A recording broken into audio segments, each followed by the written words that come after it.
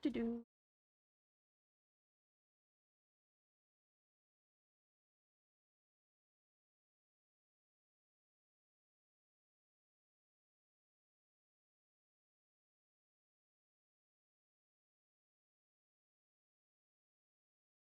I would.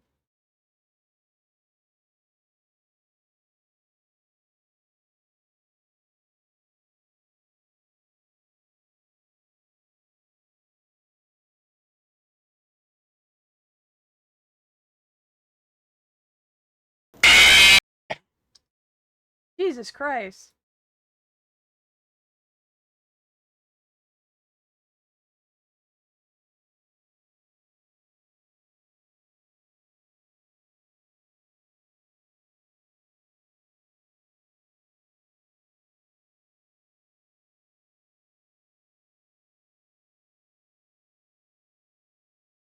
Lizard, lizard, lizard, lizard, lizard, lizard, lizard, lizard, lizard.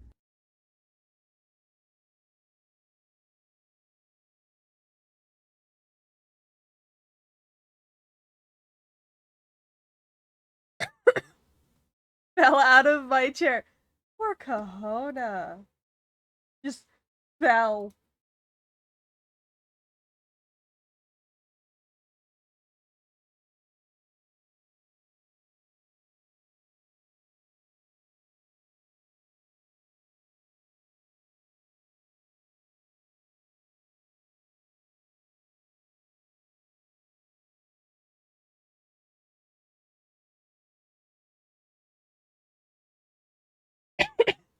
I haven't figured that out yet.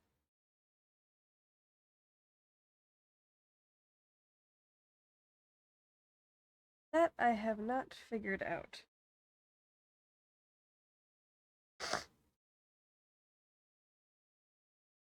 Hi, Silver. Welcome, welcome, everybody. Me am trying to figure out what me want to play. Shut up, Duke.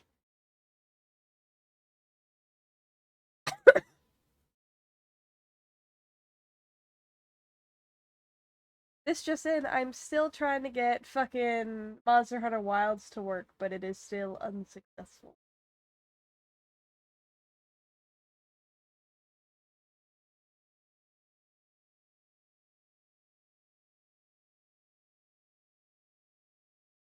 That is a goddamn tragedy.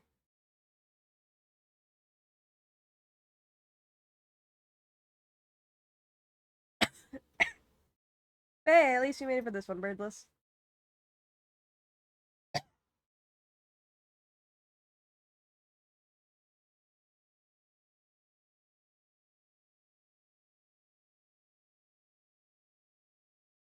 But yeah, I haven't really decided what I want to play today.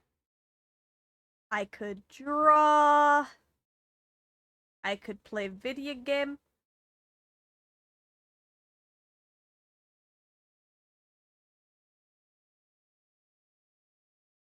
I've been seeing a lot of stuff about Dispatch, which I'm unsurprised about. But also the amount of fucking Battlefield clips I've been seeing. Good lord.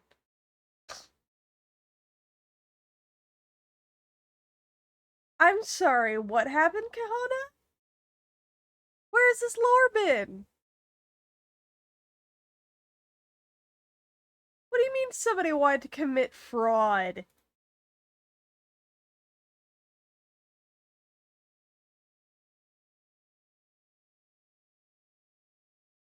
I've Kahona has the wildest lore that he just sprinkles in there.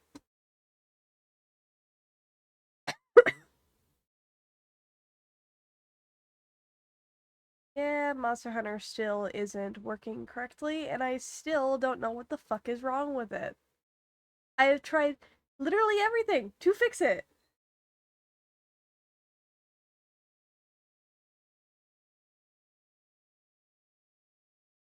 And it still won't fix, so you know. But on the plus side, I have finished half of the I have finished half of the Pathfinder stuff, so that's nice. Or half the Pathfinder tokens.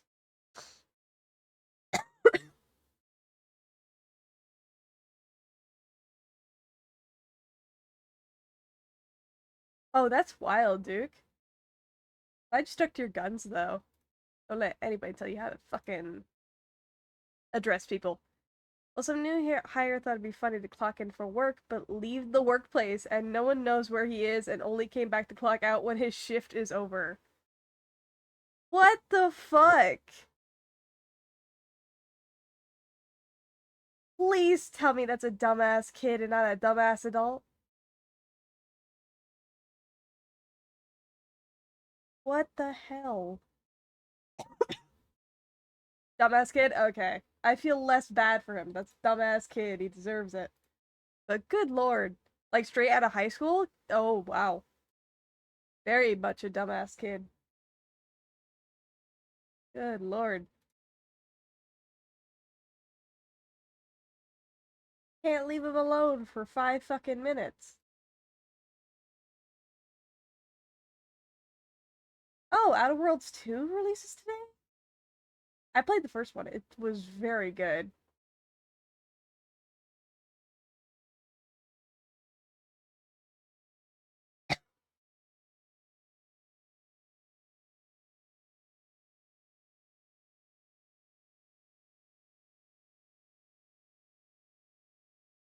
He does deserve for he does deserve that.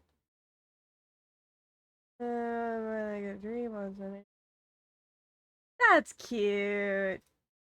I like that. When does the Marvel Rivals zombie event end? I have no idea. But I do know that the Scarlet Witch skin that they have on the Queen of the Dead is becoming a skin, so I'm very happy about that.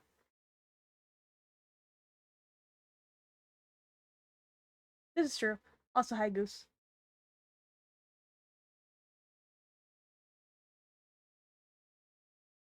Speaking of Goose, I need you to approve the little sketch I sent your way for the thing you wanted me to make for Lethal.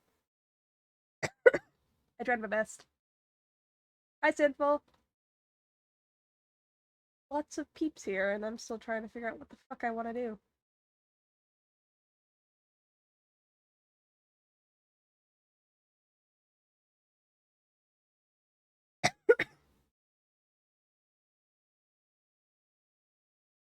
Oh, you just got the Queenslayer title? Aw, nice.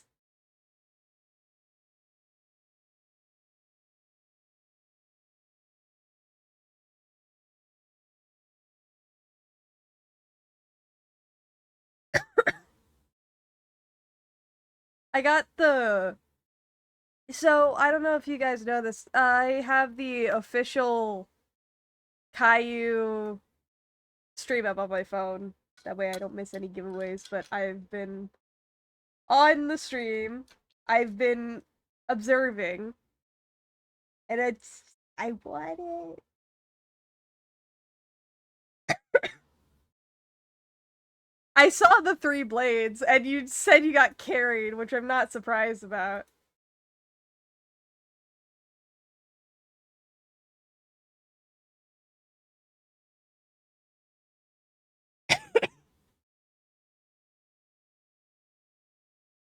Why are you sitting in the parking lot, Goose?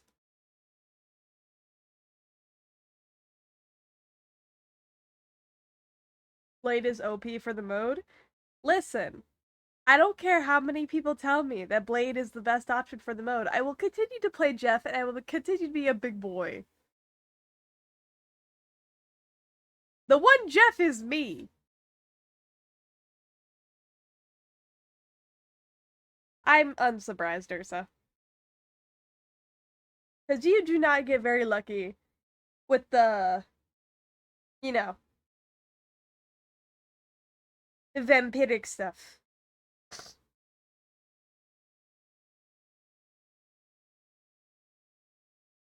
But I've been looking at like Battlefield clips and stuff, and I feel like Squidward looking out the window at SpongeBob and Patrick having fun. That's me. So no breaks this fucking keep showing up when I wanted to go on break. Oh, that's a pain. I was just curious. There is no problem just sitting in the parking lot and having a breather. Sometimes you need that. I'm sending you something. Void, I don't have the money for Battlefield. Like 80 bucks I don't have. No, 70 bucks. Bah.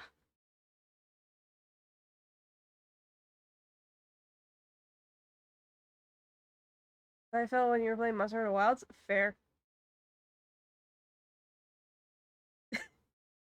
Why are you talking ye old speak? What are you sending me? How to complete Mario the Sniper Forest, Jeff. Future purchase? I know. I can just look at the inside longingly.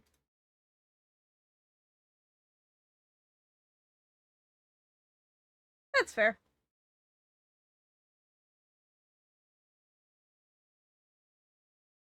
That's how I learned how to build magic. It sounds about right.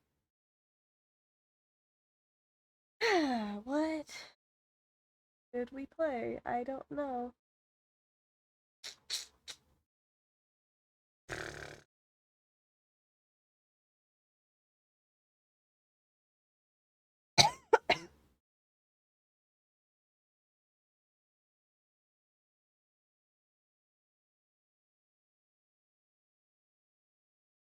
Stone Simulator? No. I may have to no life me getting a relic of Final Fantasy. Good fucking luck.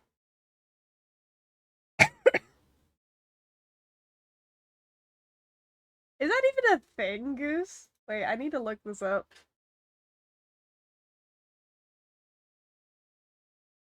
Oh my god, you were not joking.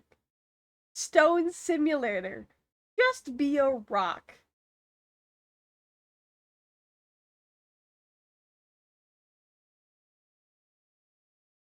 What the fuck? You and multiple other people can be rocks. You can't even do anything. You just sit there and be rocks.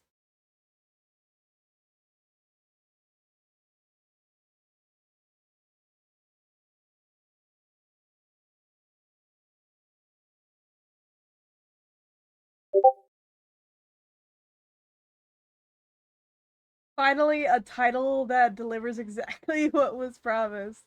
Class leading. The most chaotic game about doing absolutely nothing. From Cheeseburger. Oh my god. Also, sinful fuck you. Pickup line, hey girl, wanna be a rock with me? Depending on the girl, you may invite Tism info dump, so, you know.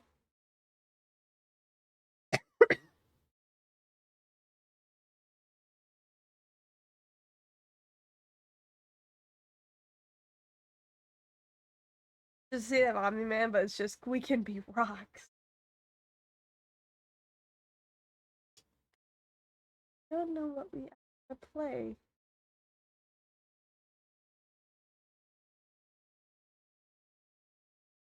Ew. It's out of stock because I've disabled it for now.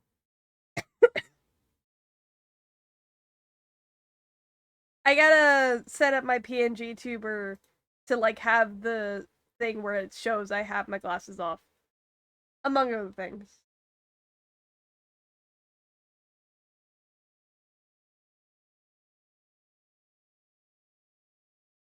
We could play the Crash Out Crew demo.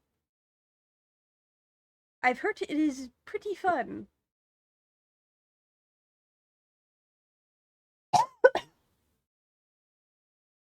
It is from the same peeps.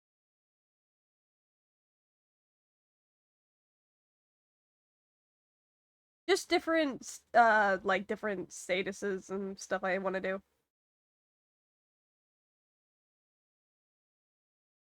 I would totally love to learn how sediment layers help us determine what the Earth looked like at different times. I'm going to have toggles, but I don't know what you mean by those toggles.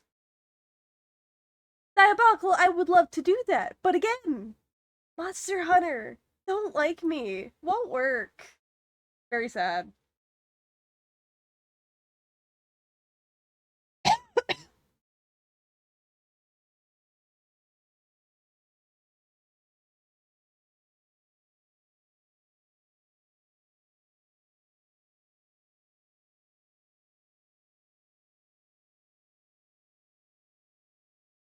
I still cannot find the issue of why it refuses to launch. I have deleted one of literally everything at a time, refixed it, and deleted the next object to see if it would fix it. It has not fixed it.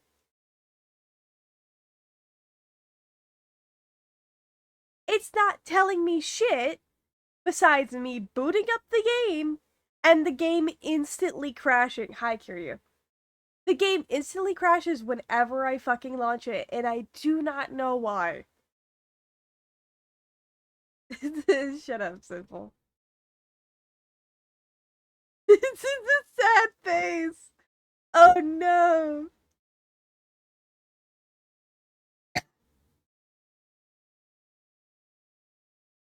But yeah, I've tried everything. The only indication I've gotten of why it keeps crashing is the fucking uh they made a post. Let's see if I can find it.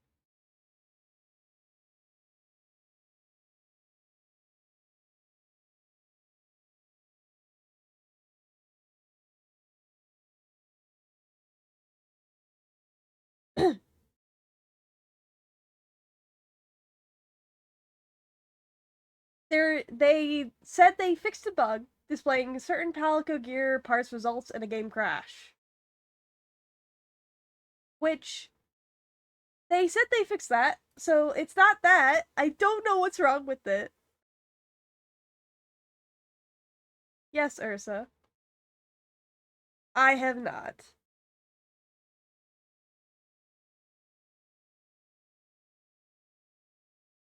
I also have a sneaking suspicion that that says something whenever I say it aloud.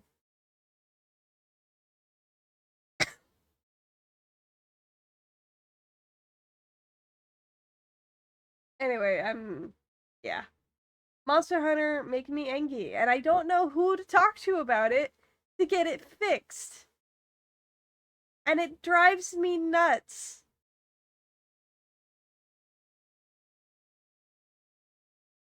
Call your bluff, Ursa.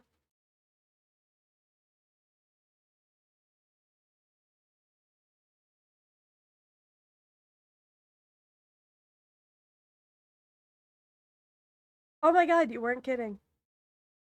It is an actual dinosaur.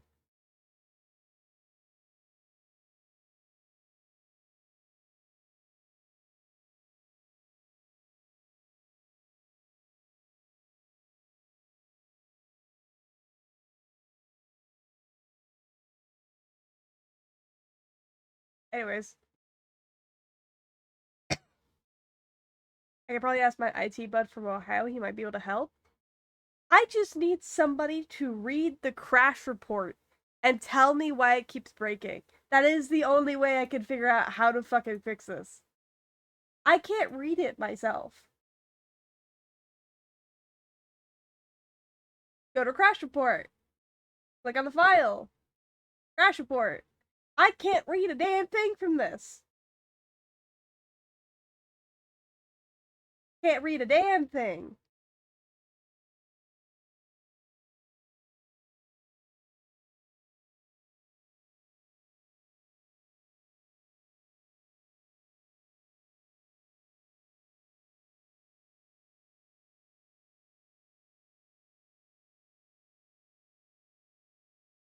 It doesn't say why it broke. It just gives me a lot of words and numbers. I don't have any mods installed. That's the thing. It is a completely clean fucking game, and I don't know why it keeps breaking. And it drives me fucking nuts.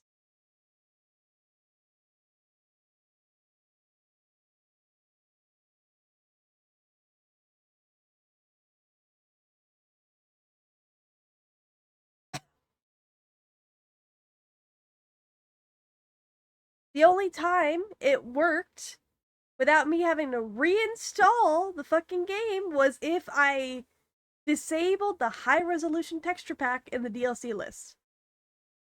That is the only time it worked. Diabolical, I have moved it to every conceivable fucking place it could be.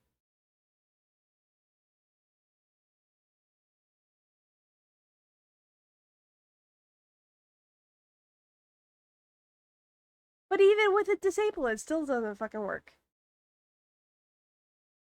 I have completely wiped the folder it was kept in, and it's still not working. And I don't know what's wrong with it. And the problem is that I don't know how to contact Capcom to see if they can look into the issue. Because again, I have done everything. I have updated my drivers. I have deleted files. I have reinstalled it. I have done everything to fix this fucking game, and it will not fix. And it drives me goddamn nuts. I just want to play Monster Hunter and kill shit with my friends. It's infuriating.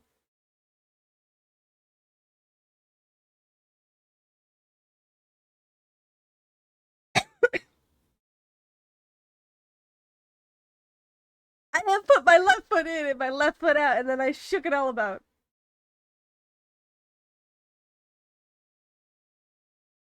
If they're the worst, then I believe you.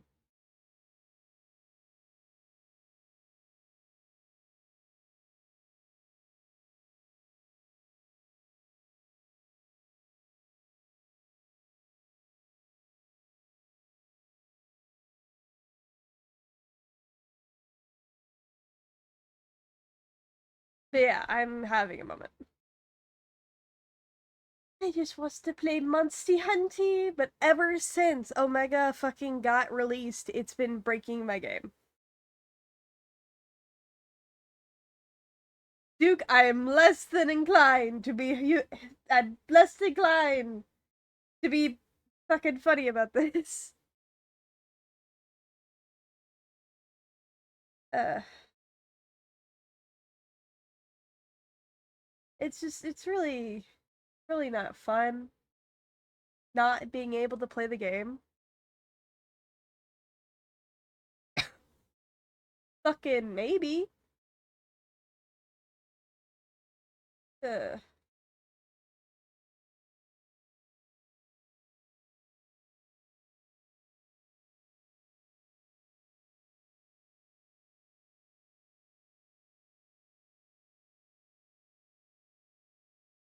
I don't know how to fix it, and I can't play it, which is a shame because I bought the game to play it, and I can't play it.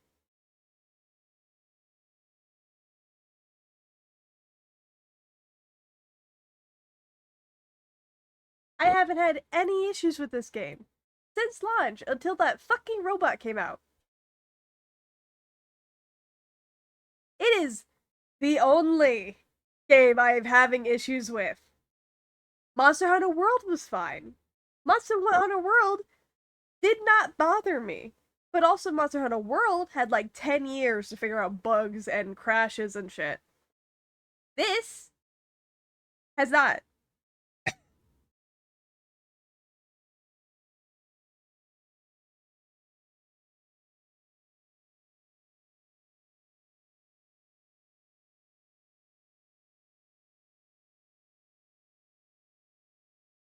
This is true. Monster Hunter World had a year to delay it, but it also, after that, was out for like 10 years.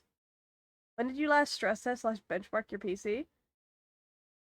I can't remember.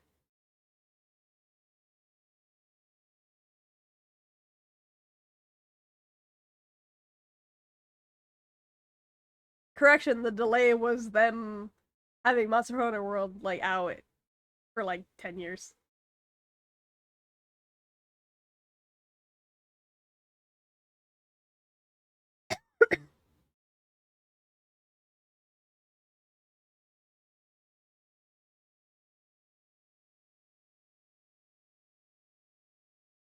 Ugh, I just want to play my Monster Hunter game.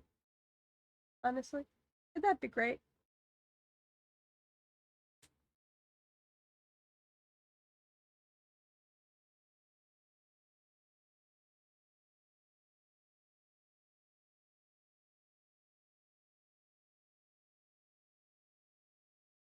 It would eliminate the PC being an issue. The PC is pushed to its limit and works fine, then removes that as an issue. True. Hold on.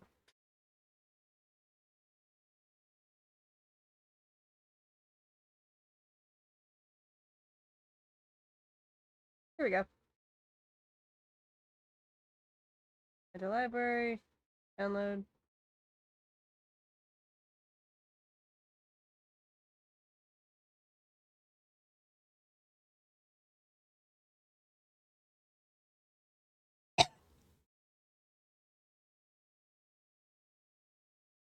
It is downloading right now. If it finds an issue with the PC, then I know that's an issue. If it doesn't find an issue with the PC, then I know the game's the issue. And I won't be having a heart attack anymore.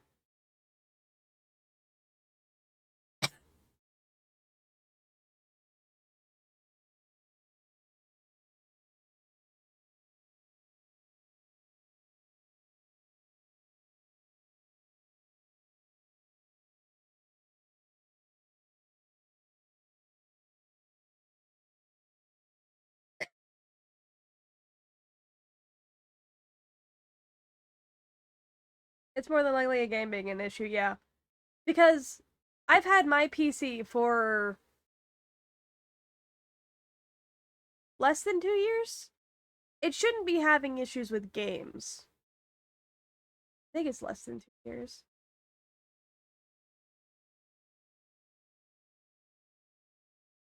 I have done that.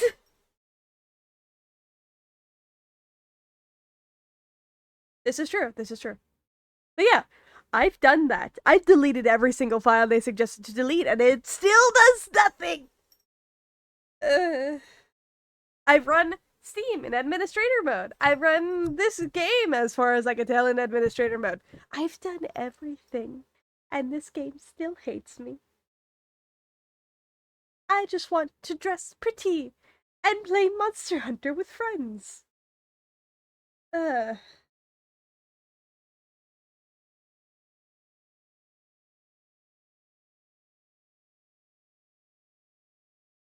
Amount of times when I was a Sparky, I would go to a house that lost power just to find it was a kill that had gone bad would boggle most people's minds. Yeah, but also, what the fuck is a Sparky? Is that like an electrician? I think vice versa.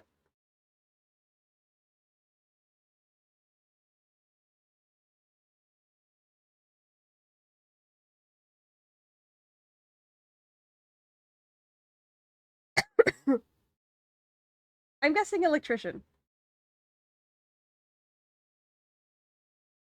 Yeah. You call carpenters wood butchers?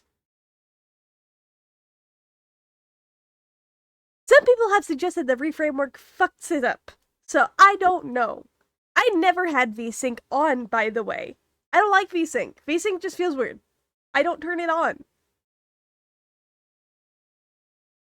Some people have told me RE framework fucks it up. Some have told me it works. I have tried both, and both do not work for me. Y'all aren't understanding. I have tried everything to fix this game. I have tried get close. I have tried everything. It boggles the mind how I have not fixed this game yet. The only thing that seems to work is deleting it and re-downloading it. In which case, it'll work for 24 hours before fucking itself up again. Why it does this? I do not know. What would change in the span of 24 hours? I don't know. All I know is that I play the game for a bit, I close it, I relaunch it, and it's broken again.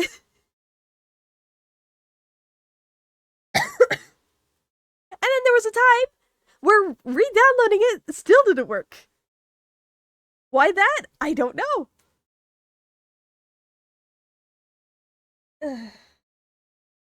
This is giving me a headache. Are you saying that the cache files are going back? That is the thing. I do not know what is going bad. I, I delete the game, I re-download it, I play the game for a while, I let it fester, something infects it, and it dies.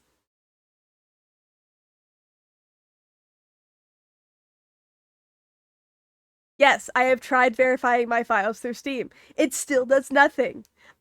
I have tried everything. Ah.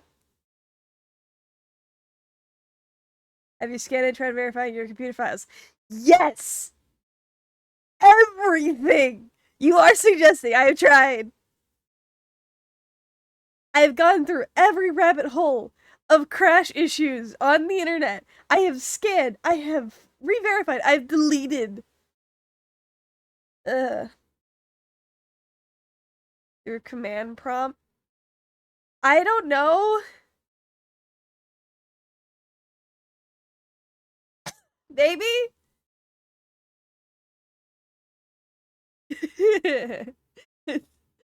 I'm not irrationally angry. I am irrationally upset. There is a difference.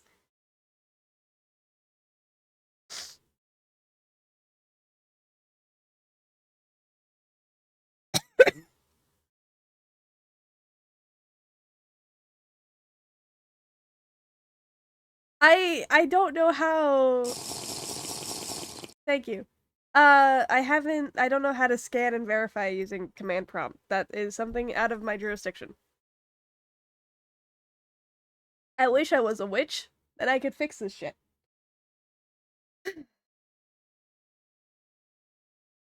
It would be nice. It would be nice.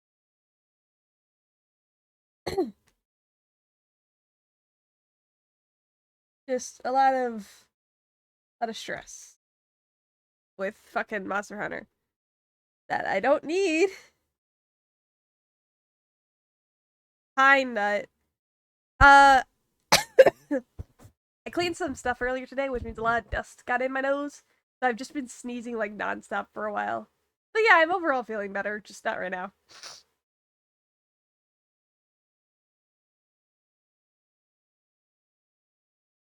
I would rather not soak my PC in swamp water. I would prefer not to do that. I would help, but I don't know if it goes through the internet. I mean, they go through across state lines when somebody asks for a witch spell and it works. Have you tried praying to the machine spirit? I have tried praying to a lot of spirits. The machine being one of them.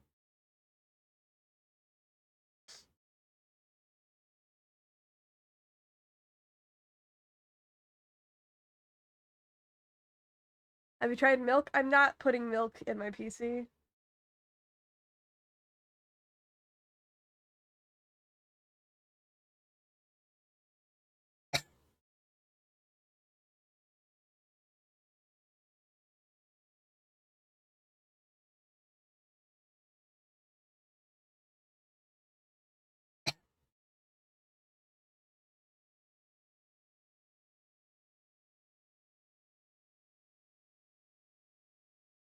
Uh, have you ever heard of the Etsy witches? One curse to team to lose a baseball game? I'm not surprised by that. I've tried milk, yes. How old is your PC? Like 2 years, give or take. My dad got it for me for my birthday so that he could play Baldur's Gate, and I've had it ever since.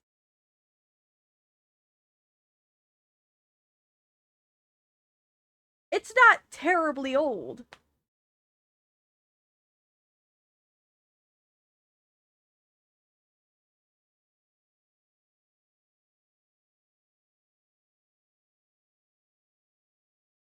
Oh, Apollo just watched Searching for a World That Doesn't Exist.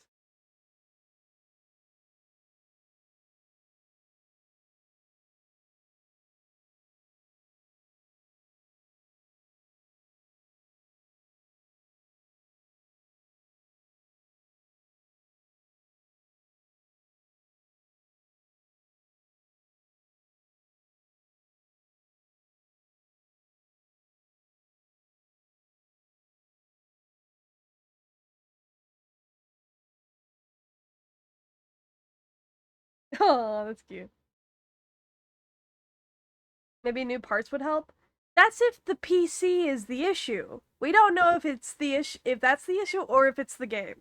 If it's the game, then I have much less to worry about, because then I don't have to worry if my computer is broken. But yeah, I've been doing classic maintenance on the PC, making sure it's dusted, cleaned, and all that stuff. Making sure my liquid cooler is full, stuff like that. Yes, I have a liquid cooler. No, I did not put it in. It was my decision. I would have put thermal paste in, but oh, they want a liquid cooler in. Cool.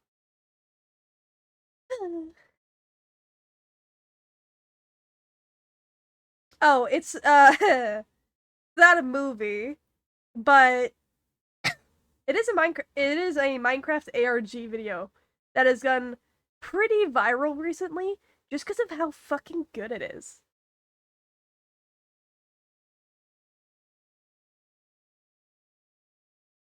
Yes, I have.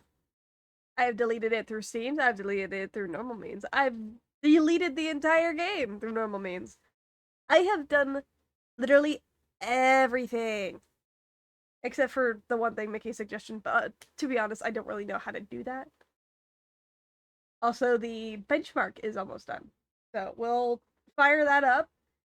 If it says it's running the game good, which it should, because I've never had an issue playing the actual game, it's just the boot is what fucks me over. When was the last system wipe and reinstall? Never? Why would I do that? I've never had a virus.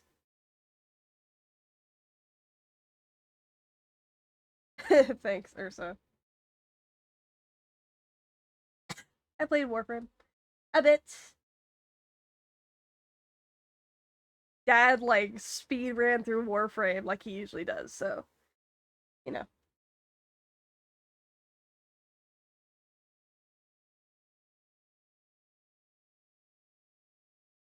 But yeah, I've never really done a full system wipe and reinstall.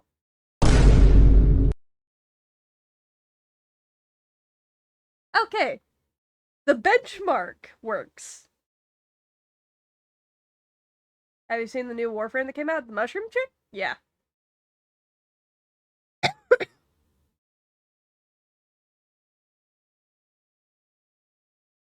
That's a really, really tempting thing to do.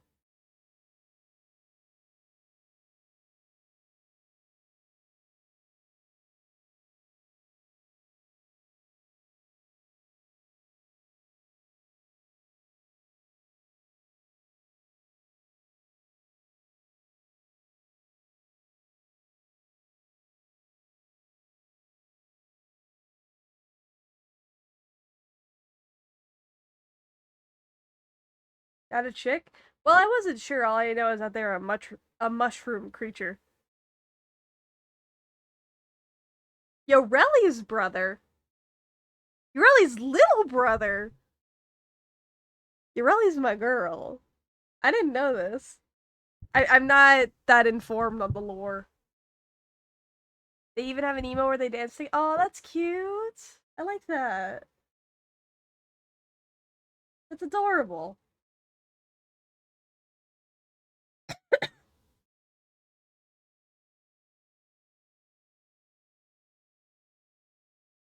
Should I get into Warframe? Is it worth it? I like the mushroom people in most games. Uh, Warframe is interesting. Who becomes a little mushroom homie? Oh my god. Pocket sized. Yeah, I logged in on the day of the update and I saw the little mushroom people and I was like, oh my god. What little guys. I was a fan, to be sure.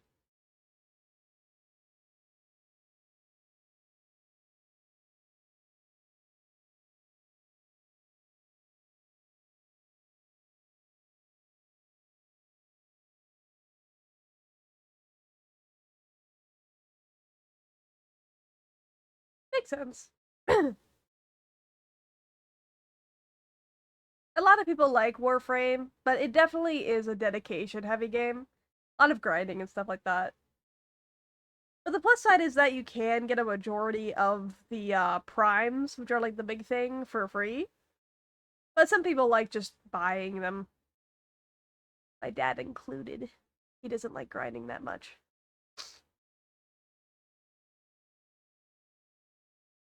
But honestly,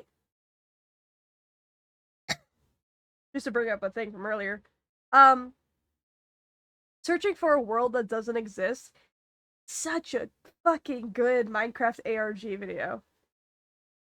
It is so fucking good. Just the cinematography, the audio, it's just mwah, beautiful.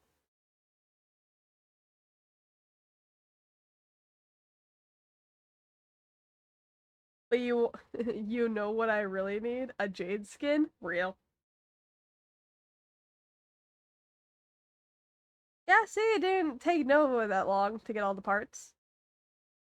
I wouldn't be surprised if it didn't take a lot of people a lot of time. Ooh. Side note, y'all know the cards I like so much? I I may have gotten a few packs to open. Just a few, just a little amount, just a little bit.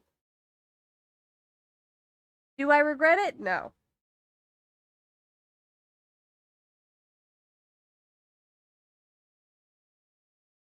Did I also get a pack to open on stream and it gave me a really good card or two? Yes. I'm still not ashamed. At least I'm not like some of these other people that bought like 6 boxes. Like good lord. That's a lot of money.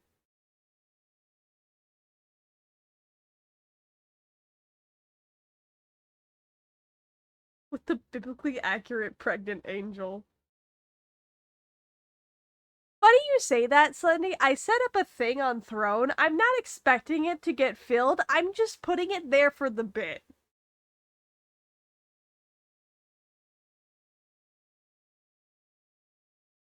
How mad are you with John that he got waffle stomped out of the comp he spent so much time practicing for, to the point he put his character creation off till the last minute? I'm not mad, I'm more so pointing and laughing at him, but I want to point out he still hasn't finished his character sheet. So yes, I'm heavily making fun of him. I don't get mad at people that easily. Unless I have a valid fucking reason, which that's not really a good reason to get mad at somebody. It's like, okay, he's focused on other things, no big deal. I just like making fun of him to where it seems as if I am mad. But I'm not actually mad.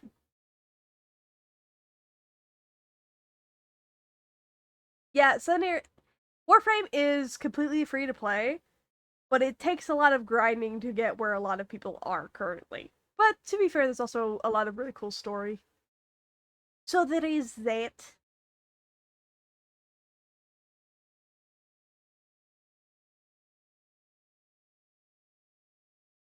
And then do it. But searching for a world that doesn't exist is a video about a series of videos. There's like two. Basically, it follows two separate characters in this Minecraft world. One of them is named Avery. That's the person they start off with, who finds this book in a chest in a mineshaft they did not make. You know, traditional ARG stuff, right? In the book, the first sentence that you see is, "At the crossroads, don't turn left." That's it. Besides a few other sentences, but that's like the big one. At the end of the book, it repeats that phrase. At the crossroads, don't look, turn left. At the crossroads, turn left. Yada yada yada. And then at the end of the book, you get a series of like numbers and codes, numbers and like letters, and you're just like, okay, weird. All right. And that's where the first video ends. The second video starts off in the same mineshaft where we see another player in said mineshaft. They're going around, they're exploring. What's weird about the mineshaft is that it's like pretty much only stone, not anything else. So it's like an old school Minecraft mineshaft where it was just no other materials except for stone and ore. He keeps going through the mineshaft until eventually he finds moss, like in the cave. Which is weird if you know how moss works. It doesn't spawn in caves. Unless it's in a lush cave, but this isn't a lush cave, it's just a cave. Like, high up to the surface cave, so there's no chance of it being close to a lush cave.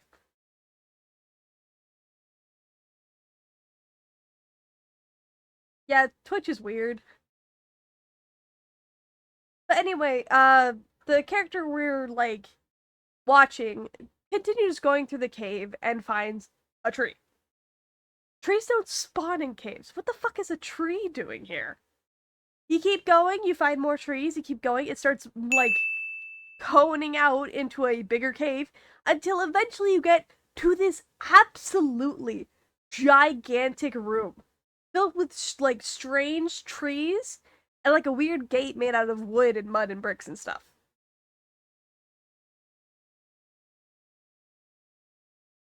But the whole video is so fucking good at making you feel unsettled by the events that is happening. I highly recommend all of you watch it because it's so good. I can't aptly describe to you how good this video is. It is so good. I'm such a big fan. But the amount of fan art I've seen from this one video is so much. Maybe I'm a little bit of a nerd, just a little bit.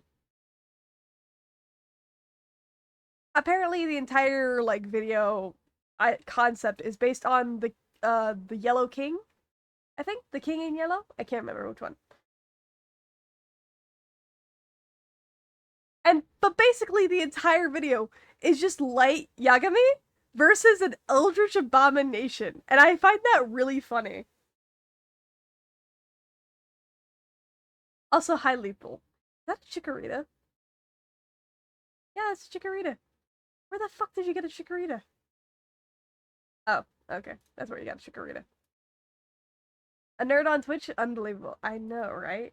I'm so rare.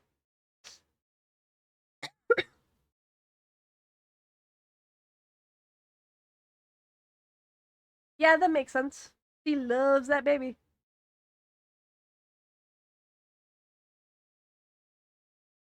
Lizard, lizard, lizard, lizard, lizard, lizard, lizard, lizard, lizard. Lizard. I wonder what Chikorita would taste like. Veggies? Like a turnip, maybe? Or a radish. Radish would make more sense. I guess. But yeah, the video is so good. If I could, I would probably like watch it with you guys. I mean, Pokemon are like a weird thing. What would a meat radish taste like? Tofu? Don't pin that in my chat, you rat.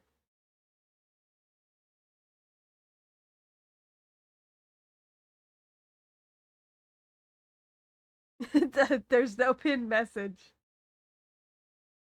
I'm gonna cause it's funny. Fuck you. Because Lethal's a bitch, and that's why.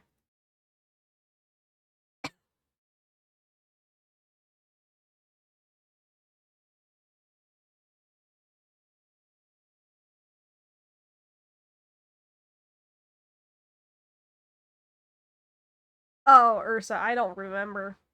It's been a minute.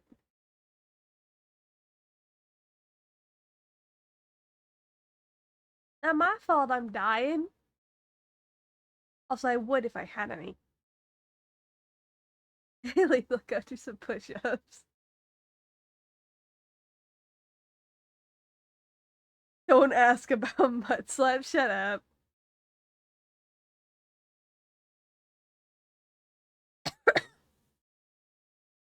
Yeah, Lethal has to go to class.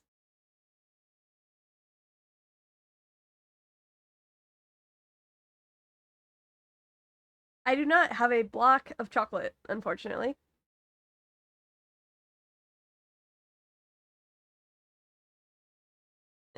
Do I have to? I don't wanna. I just want to sit here and info dump about Minecraft ARGs. Speaking of, one of the funniest fucking videos I have watched today is called is called Minecraft ARG, but the protagonist is a speedrunner. Yeah. Oh my god, it's so fucking funny. It's so funny. Like, you start the video and you're like, okay, typical ARG, you know, they're gonna come in, it's gonna be like spooky and shit.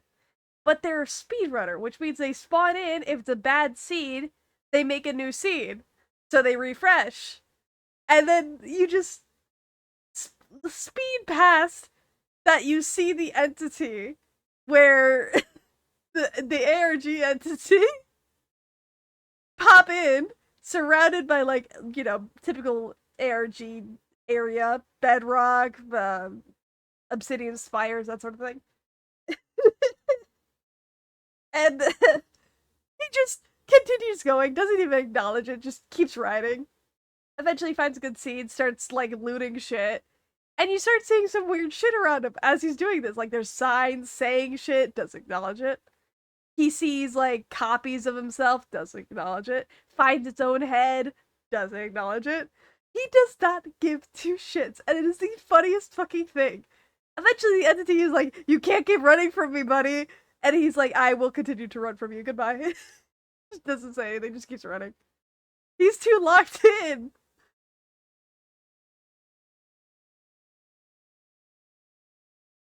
Should I just do a video where I play these videos for you guys and you react alongside me? I think that'd be funny.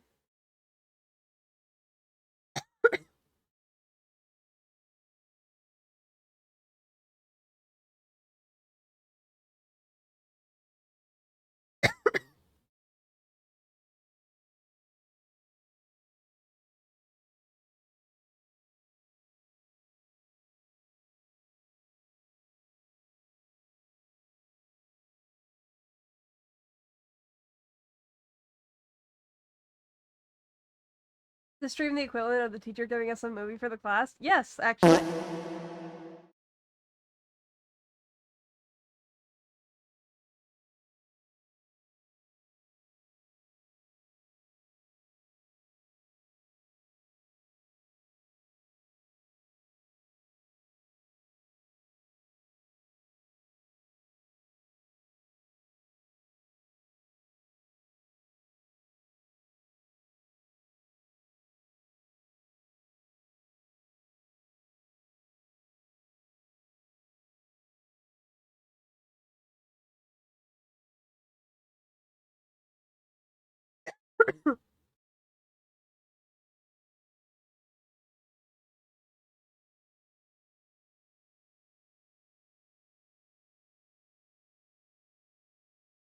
Timeout lethal?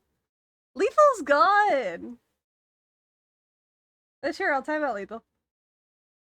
Oh, I didn't mean to ban lethal, that's my bad. Whoopsies. Everyone ignore that I banned lethal.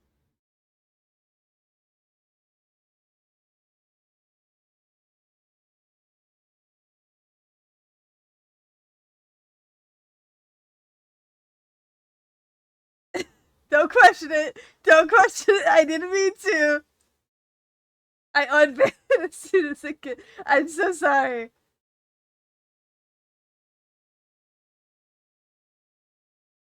I didn't mean to.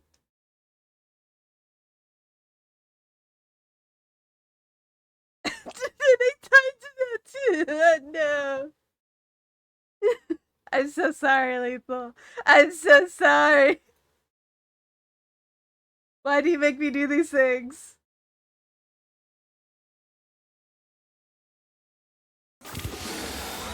Thanks for the 7. Re. Also, thank you for the video, Mickey. I will do that later. Who gave you a gun? Me. I did. My gun now.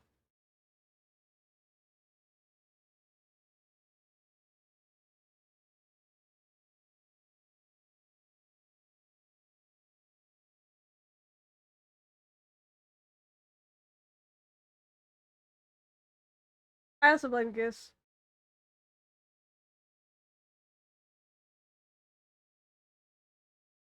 You know what? Fuck it. We'll watch the videos that I was talking about. I do what I want. Wait, will this get me in trouble with Twitch? Can I do reaction content on Twitch? When in doubt, blame Goose. Yeah. A forget me stick. Correction. He makes DJ and I paranoid as fuck because we never know when he'll do something crazy.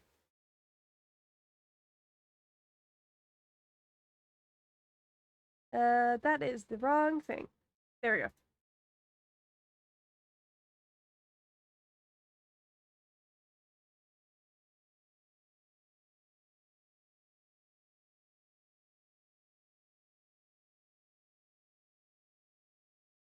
Shush. Pull another tab.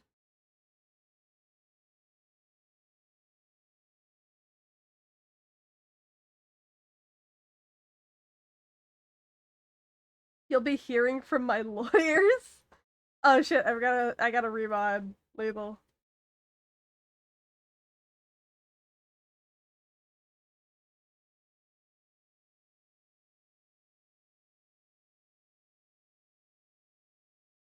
There you go, buddy. It wasn't my fault, okay?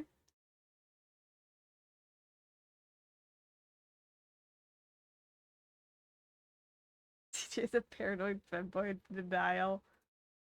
Christ almighty.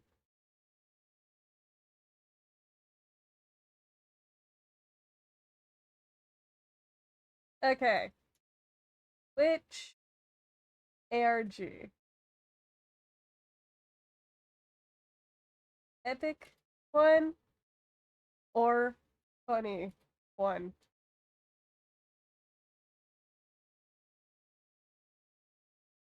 2 minutes. Y'all can vote which one we do. We have to raise our hands if we want to. Yeah, you have to raise your hands if you want to ask a question.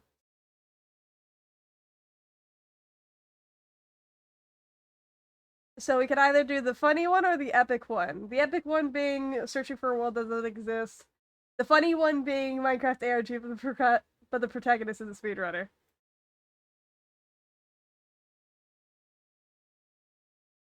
It seems that everyone's voting for the funny one. I'll put a vote in for the epic one. But it's I say everyone, but I know one of you is ringing the fucking vote.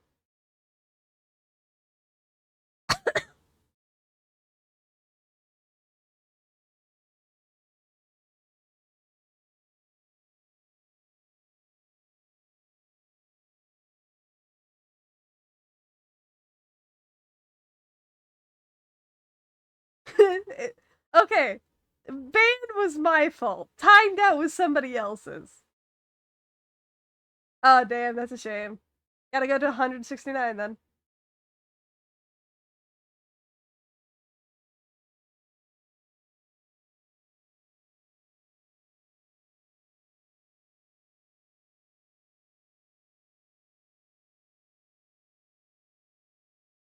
You were having so much fun with that. Good lord.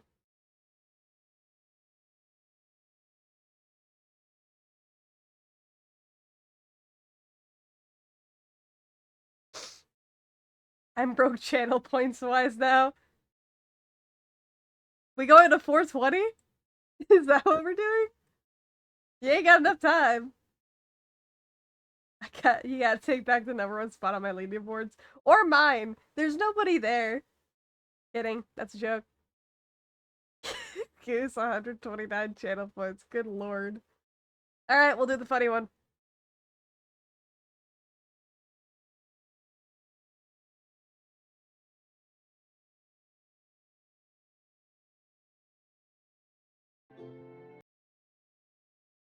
Gotta make sure y'all can hear this.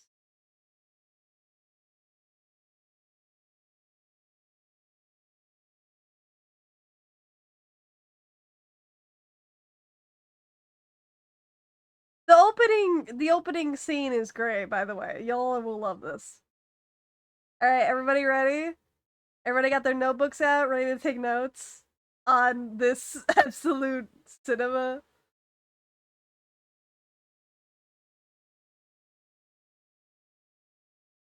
340, Jesus Christ.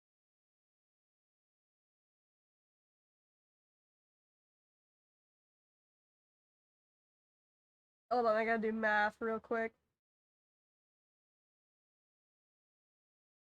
That's a lot of money.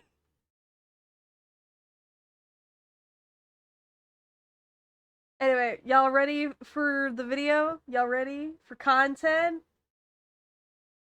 I believe I have the audio set up correctly.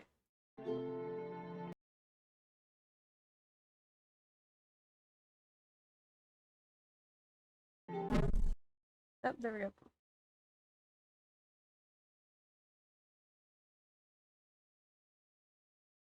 Oh god, there's a pop quiz. Always a pop quiz. Alright, everyone.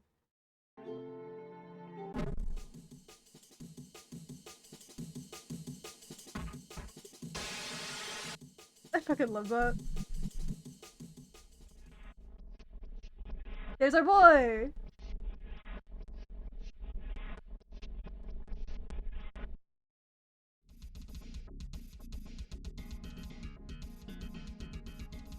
Stream highlights.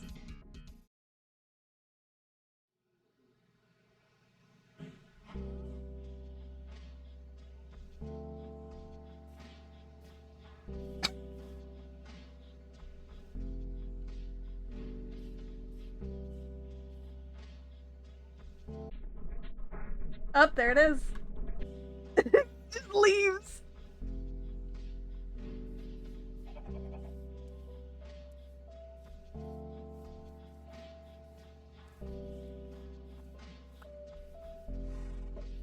It just throws an egg. Goes in. There was a sign there.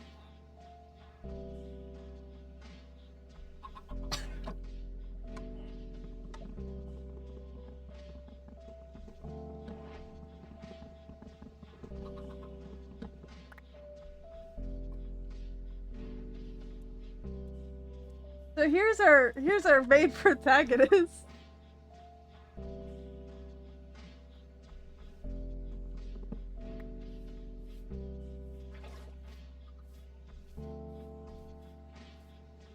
Another sign.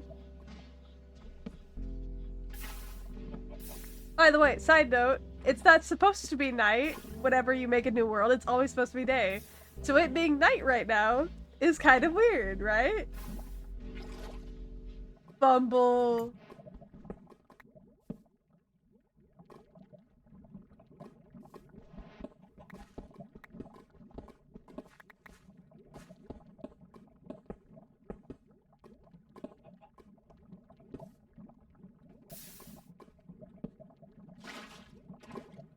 He is very slow. But he's a new guy. He ain't used to speed running yet. Oh, godlike Flynn. Also, I love that there's a chat. Look, chat, communicate. Chat to chat, it's communication. Hey, look! Multiples! I wonder where those guys came from. Nah, I need to grab netherrack, my bad. Ignore me, chief. I just need netherrack. So, as you can tell, this is like an older version of Minecraft. The sign said they are useless to be under.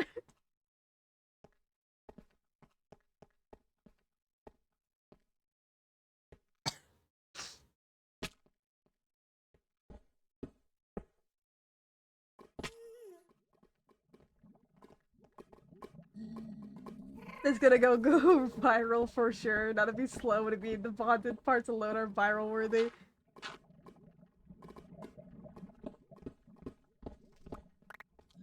Yeah, they're reacting, which is really fucking funny.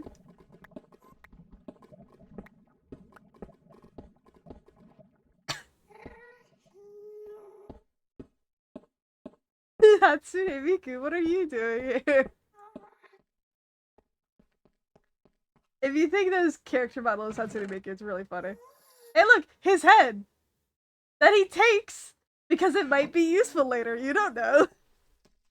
Creepy? Nah, what if I can use it? Just in case I run out of solid blocks.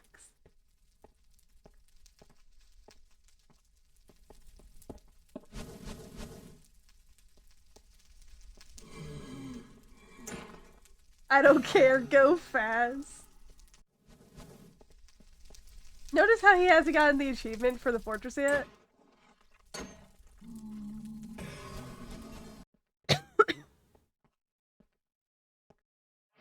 Only now does he get it, which is kind of weird.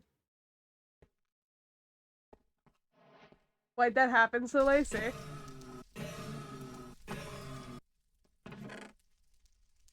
Oh shit, I forgot about the fear. More stew, yeah!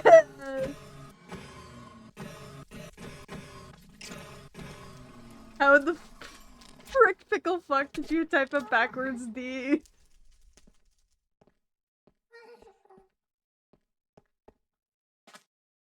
I got the Fruit Loops. I fucking love the chat. I love the chat. Just steals the sign. You annoy me, Andre. Oh, here he comes. Here he comes. Here comes my boy. And we gone.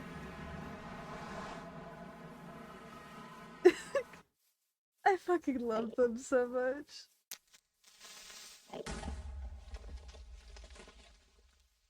Boat!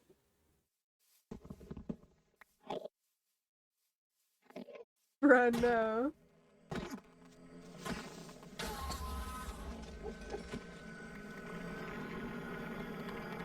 Using fucking... ye olden days where they didn't have the warp forest. You just have to go and find fucking Enderman.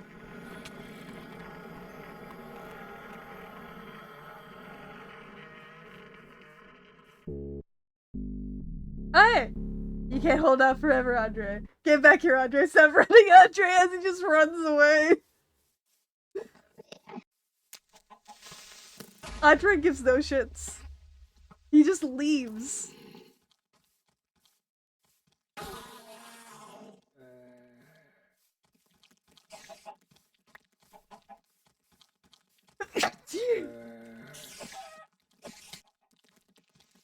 Bro leaves the mobs.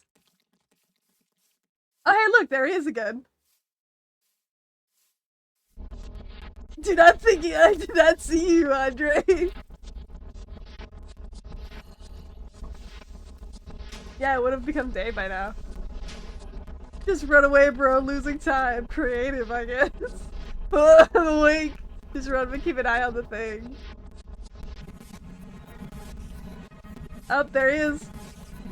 There he is. I have you, Andre. And just gets beat up. No escape now, Andre.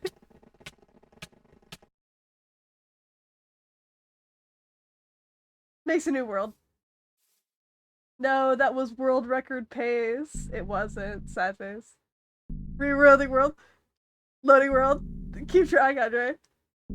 Keep trying, Andre. Keep trying, Andre.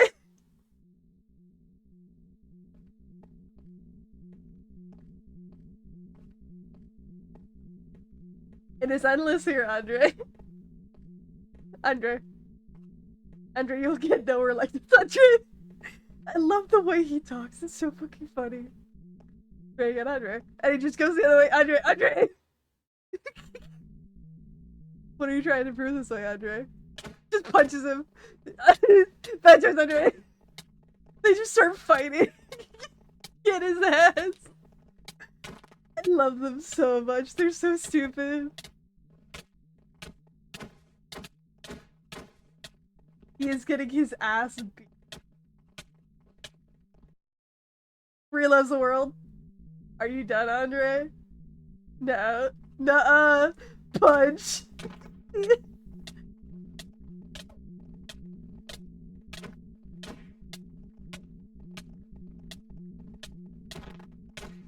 I fucking love this. The power of friendship. Thank you, Sydney. None of you are at all concerned about this.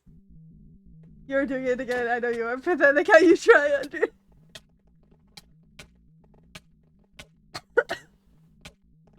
Just give up and let your house be taken, Andre. Just give up, Andre. Oh my fucking god. Assimilation over here thinking Andre can give up, LMAO. Fun fact, his username is Andrew, but he started calling him Andre, and now, like, the chat is calling him Andre, so I guess it's just catching on. Smiley face time! 442 attempts to beat his ass! The girls are fighting! Just speedrun how long it takes to kill assimilation.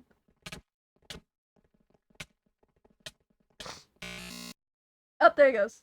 Amusing that you think I can die, Andre. Pog, let's go. Satisfactory normal runs down. Woo!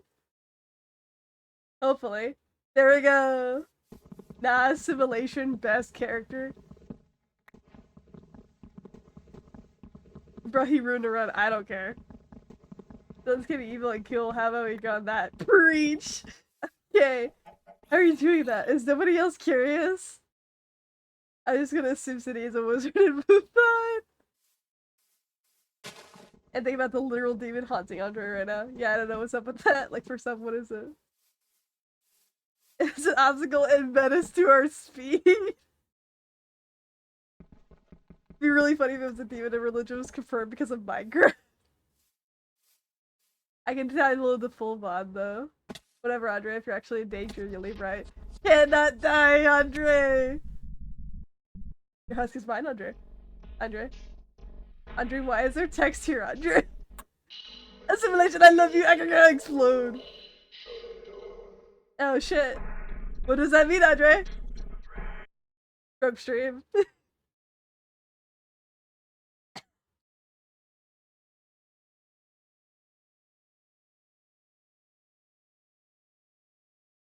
Contingency selected. I am bored. Entertain me. Activating in 3, 2, 1. What is this?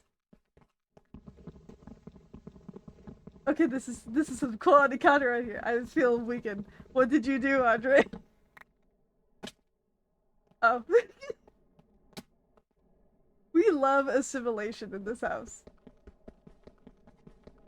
Can't break the windows. So what does he do?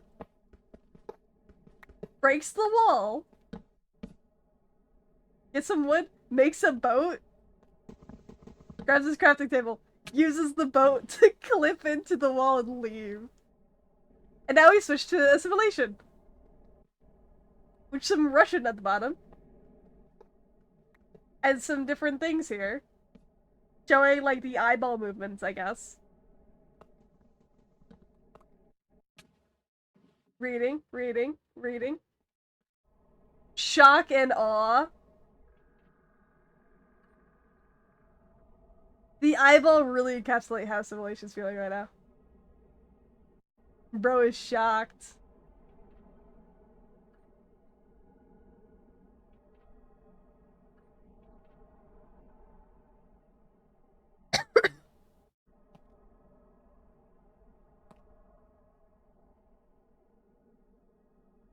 It's so cool.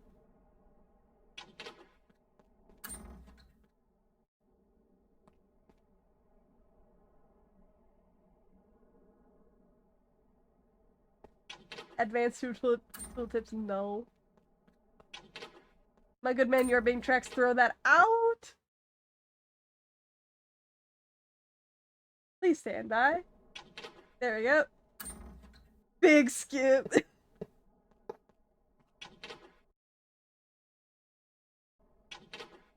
Just starts teleporting around.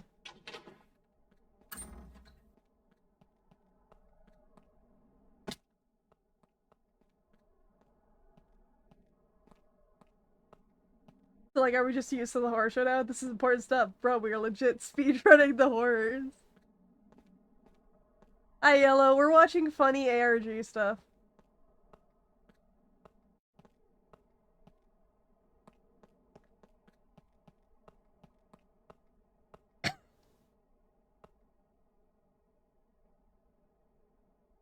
I now know how Andre left. And it just goes zoom! There it goes!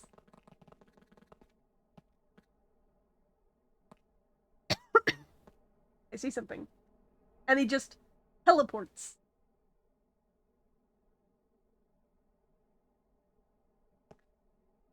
I have only one option now. He's being all dramatic and shit, meanwhile Andre is just speed running.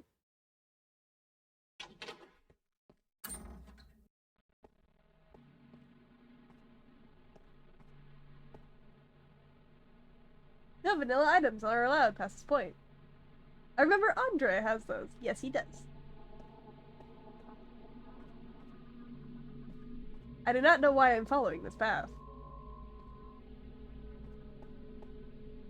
Fucking assimilation's over having an existential crisis. Meanwhile, Andre is just fucking speedrunning like nothing's wrong.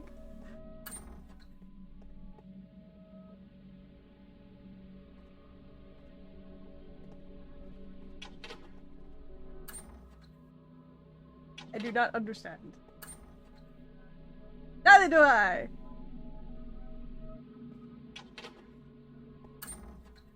Room.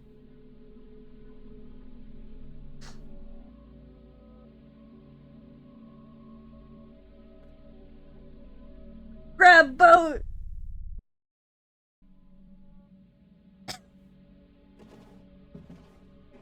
I believe he did this. I find this annoying still. I think that was worth an attempt. Boat! I see that it worked.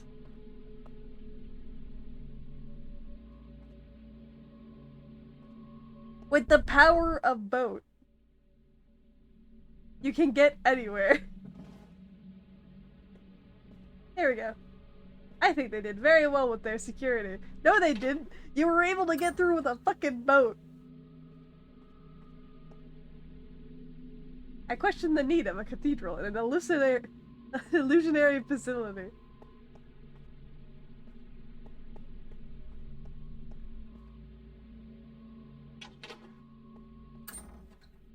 Wait.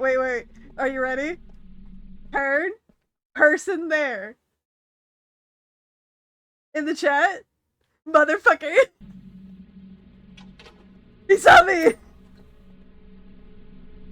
Panic. I do not know who that was. I do not know what to do. Bro's panicking.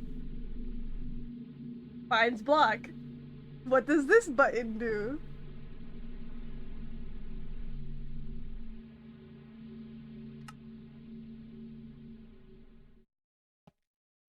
Hey, look, it's Andre! I wonder what he's doing here. Meanwhile, Andre in a different section. Just running around, doing shit. Oh, found a hole!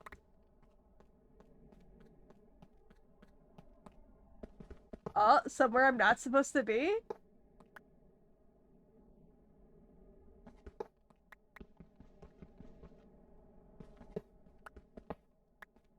Hacks SMH. I wonder where Andre is gonna end up. I do wonder. Oh, what's this place? I wonder where this is. There's a hole. Let's jump over it. Ignoring all of the fucking... all this shit. Ignore. Going thing. Oh, hey, look! Andre's here! Hey, look, there's a simulation! Andre! Do not leave yet, Andre. Tries to leave. We do not have much time, Andre. Leaves. This is urgent, Andre. And he will not take long, Andre. Okay, starts to wait. It might even save time, Andre. And he's... Andre Doesn't care until it says it'll save time.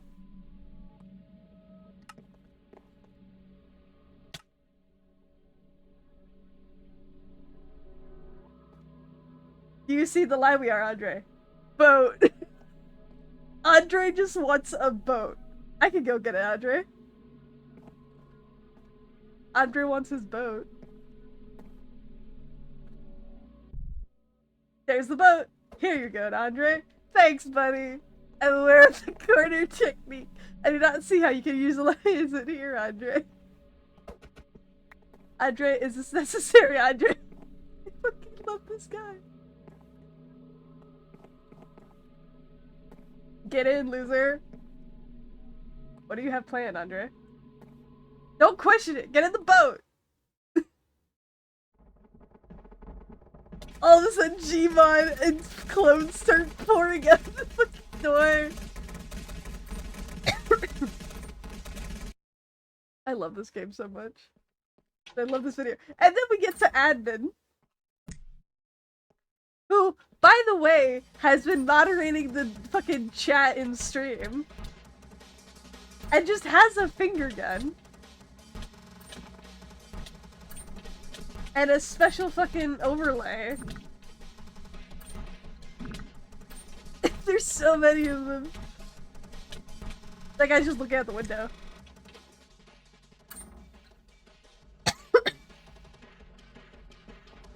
More clones. Kill that guy. More guys.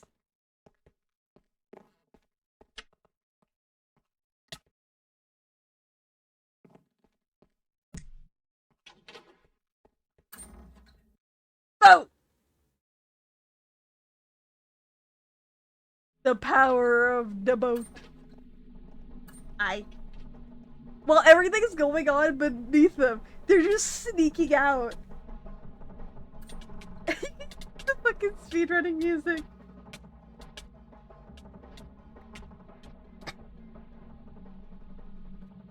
It's really funny. I love this video. Music title. I hate stealth sections. Dude, sandstorm.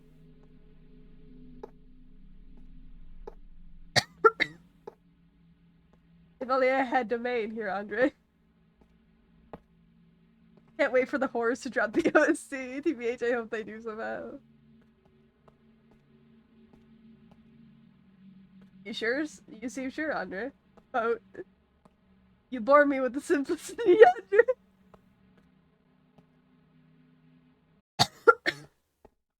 Meanwhile, oh hey! Grab the boat! Grab the boat! Go, go, go! It's Savi, Andre! Meanwhile, Andre does not give two shits. As he is tend to do.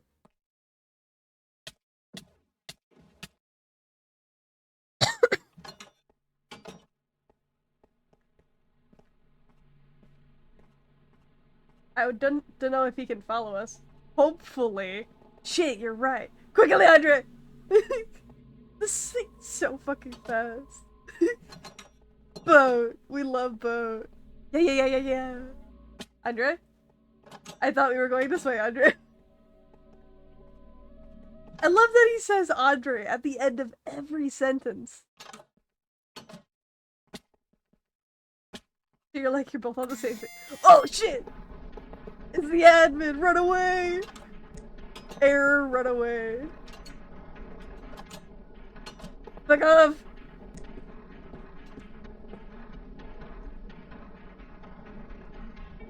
Andre! Hey, what is it, Andre? What is over there, Andre? What are you doing, Andre? How the fuck did you do that? I said, no, Andre, got a 26, Andre! Run! Oh my fucking god. The reaction time with the fucking text from Assimilation is so funny. The errors stopped. Yes, they did. Might not be chasing us anymore. Goes in, sees a house, by the way. Andre sees a house. There's a guy here. Goes in, immediately steals his shit. Hey! Starts stealing his shit. There they go. Bro, what the fuck? Oh, we get some original art from my goat. Are you gonna explain anything? In due time, Colin locks 16. It just flips him off. Side note, this is in the same like universe as another one of their videos that I haven't watched yet.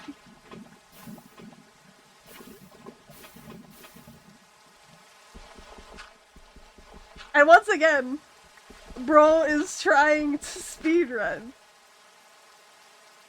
More like took him to the space void. Could be the world record in a new category. Read this. Colin Locke 16. Do we need to go to Void Hell for this? Yes, Colin Locke 16. If you say so.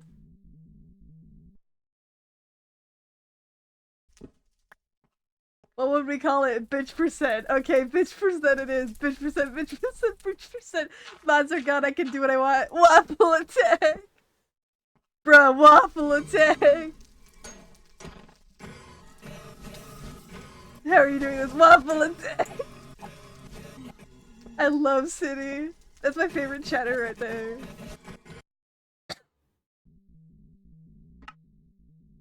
This is a document about me in this world, with personal notes. How did you get this? He calls me a bitch on page 2! Wait, hold on. Prior World 26, user Colin Locked 16, real name Colin Morris. Pestilence, Recess, you're sitting at 9. Contagion, minimal. Priority, high. Colin is a bitch to handle. Just Colin, man. Beyond the doors, Colin. Just amount of waffle attacks. Just spamming waffle attacks. How are you not bored? Wait. Holy shit, finally. My bad, I left the macro on. Macro on while getting chips. Hope you get permaban with the bonds. Get back. God, that's not very nice. Now we love City. Nether done! Die. Let's go, finally! Epic gaming. Epic, epic.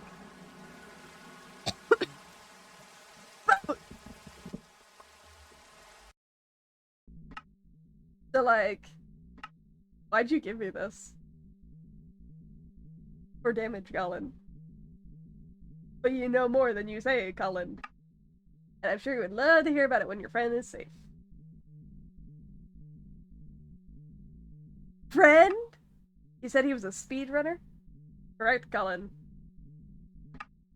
Ain't no way his ass is beating the game on this world. Wait for him by the iron doors. And tell that bitch to world run any percent giving me my shit back. Just puts him back in his house.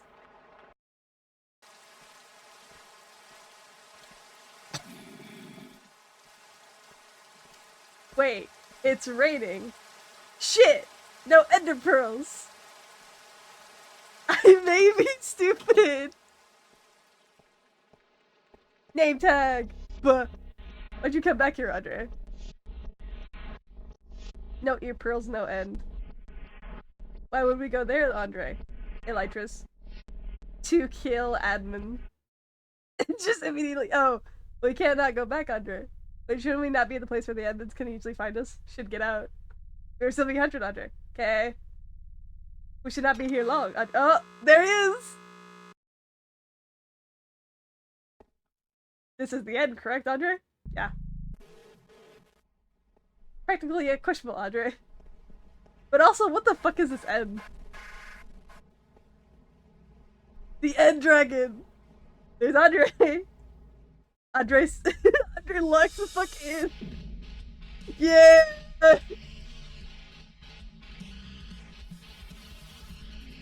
Kill Sophie and Andre. Look at the moon runes. I love these guys. Also, CD was right. Assimilation is awesome. Damn straight. So you decided to go AFK at the best part. I'm going to eat my own organs. Yeah, the run's almost over. Missing out.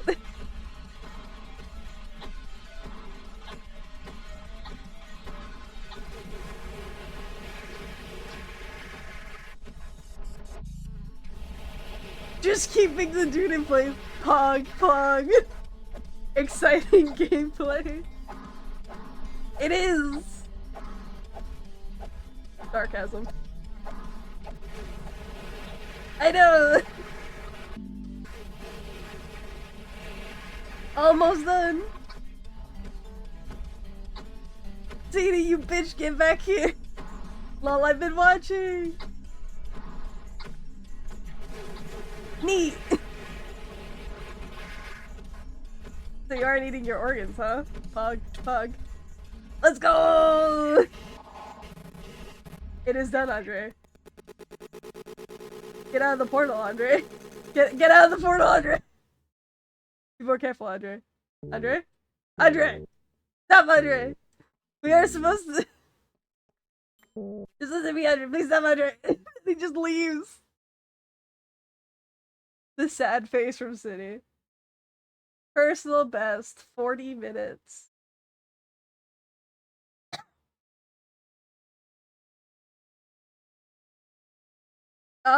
New world.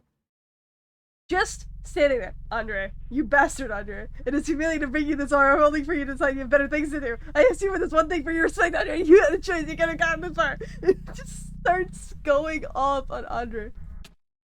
Dead!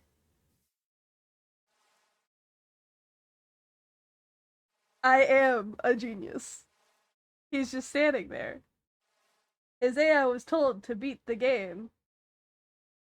Now the goal has been achieved, he has no tasks. It's a bug we haven't patched. Lucky us. 40 minutes. Think the training is working? That isn't what we're training for. But I have proven that it is. I think I have a theory as to why they keep coming back here. Collect him, and he dies.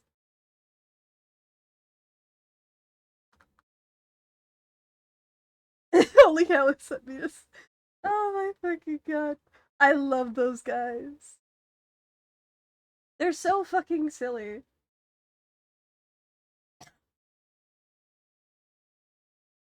This creator is so fucking funny. I recommend watching Minecraft Energy the Protagonist Desired and Minecraft Creepypasta Grid World to understand this one. So I imagine it would be an equally fun viewing experience if you watch them afterwards. But yeah, Andre is just cracked at Minecraft and he has to deal with an entity that's sick of his shit, and it's really funny.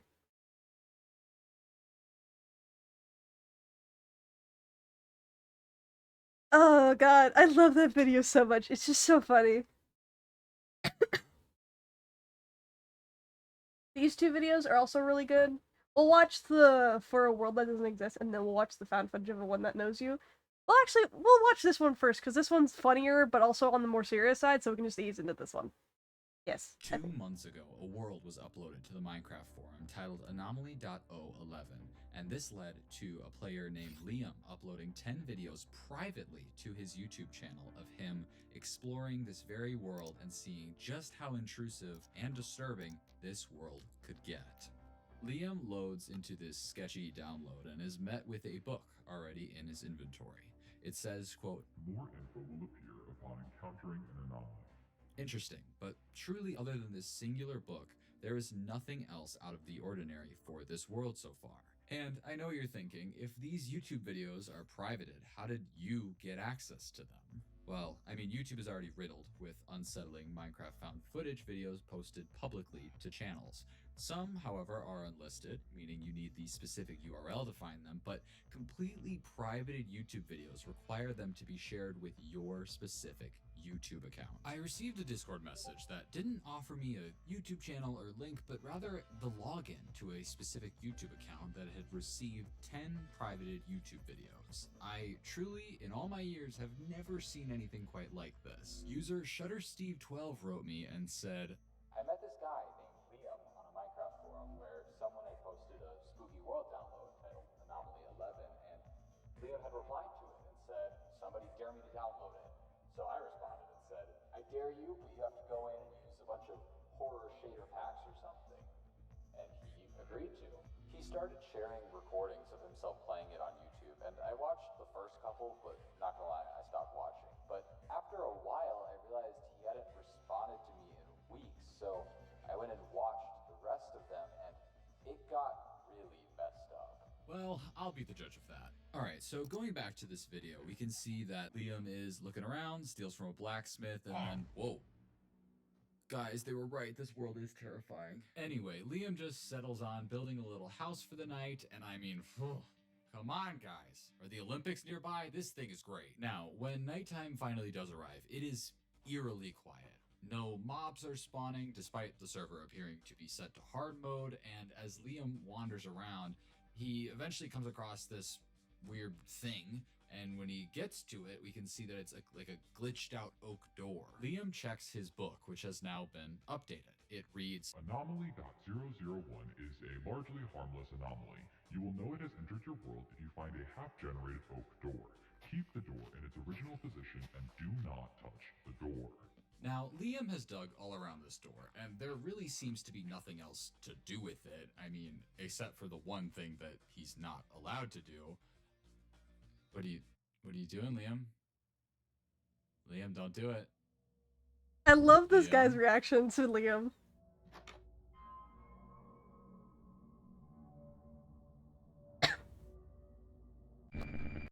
I'm not entirely sure what Liam was expecting there, but he's definitely not off to a great start. He logs back on to find that the door has now completely disappeared, which is beyond unsettling, but Liam just heads on back to his base and logs off. Okay, we need to address something. This book, suddenly having text it didn't have in it before on a completely single-player world, is not normal. It can be done, in theory, via either command blocks or maybe a mod pack, but honestly, we don't entirely know what all Liam downloaded with this world, but my bigger worry here is that error message that he received when the game crashed. It said, quote, turn off your streaming/recording software as it may be impacting loading speeds. This is not a thing. Minecraft should have no idea what other applications you are running, so while the Minecraft world itself seems to be very simple and like normal, I think there is a lot more going on outside of that. Now, this next video seems to be a small jump in time. Liam has set up some chickens and cows for some reason, and he explains to us that it, quote, doesn't let him eat anymore, which is very clear by his hunger bar, but he has a theory that he can maybe bypass this by eating cakes instead, since you just have to right-click them instead of holding them to eat. It works, and I cannot lie, this is such a big brain move, and I have so much more respect for Liam now. Liam also decides to make a map and label his base with a banner in order to better find it later on, but it's as he's expanding his map and loading it all, he discovers another banner marker that he did not add. Once again, should not be possible, as named banners only show up when you right-click a map with them. But this one's already here, and it's named Acadia, and I'm not sure what that means, but naturally, Liam decides to start heading there. And when he arrives there, he doesn't see a banner, leading him to dig downwards to try and find it, when he remembers to check his book, which has once again been updated. And it says, quote, Anomaly.002 likes to watch, but does not enjoy being watched while watching. If you choose to dig down, ignore any sounds you may hear above you. Lo and behold, a moment later, we can hear this.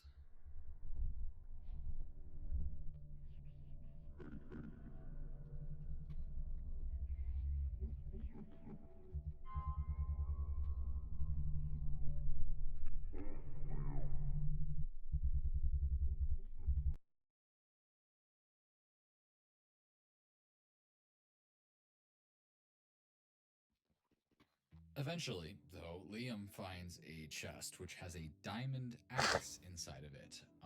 We get no comment on this from Liam, but he eventually builds his way back out of the hole and marks this place on his map and heads home. Now, let's talk about some of those sounds we were hearing before. Many of them just seem like pitched down Enderman noises among other mobs, but there's one sound that I want to point out that feels distinct to me. It's this.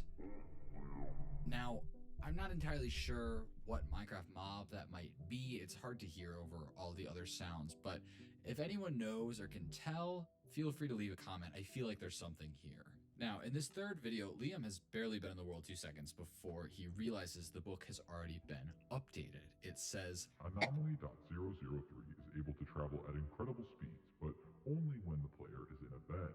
If you see it coming, immediately leave the bed and find a safer place to rest. So, while it wasn't quite nighttime yet, Liam has decided to add some more windows to his little house, presumably to be able to get a better look at whatever this thing is when it starts coming. Now, I'm not saying I want this thing to get Liam. However, I do want to point out that we still have no idea what would happen if one of these anomalies were to get Liam. I mean, it's been very clear he has very little regard for listening to what the book says, so I'm very interested to see what's going to happen. And eventually it becomes nighttime. And we see Liam get into bed and...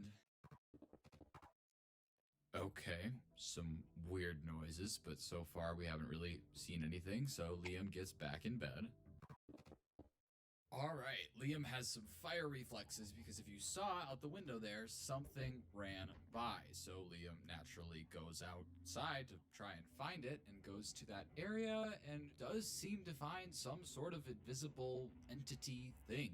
It actually damages Liam before he gives it a couple punches and then decides to go and move his bed somewhere safer, kind of blocks his way into a cavern area. And then this happens.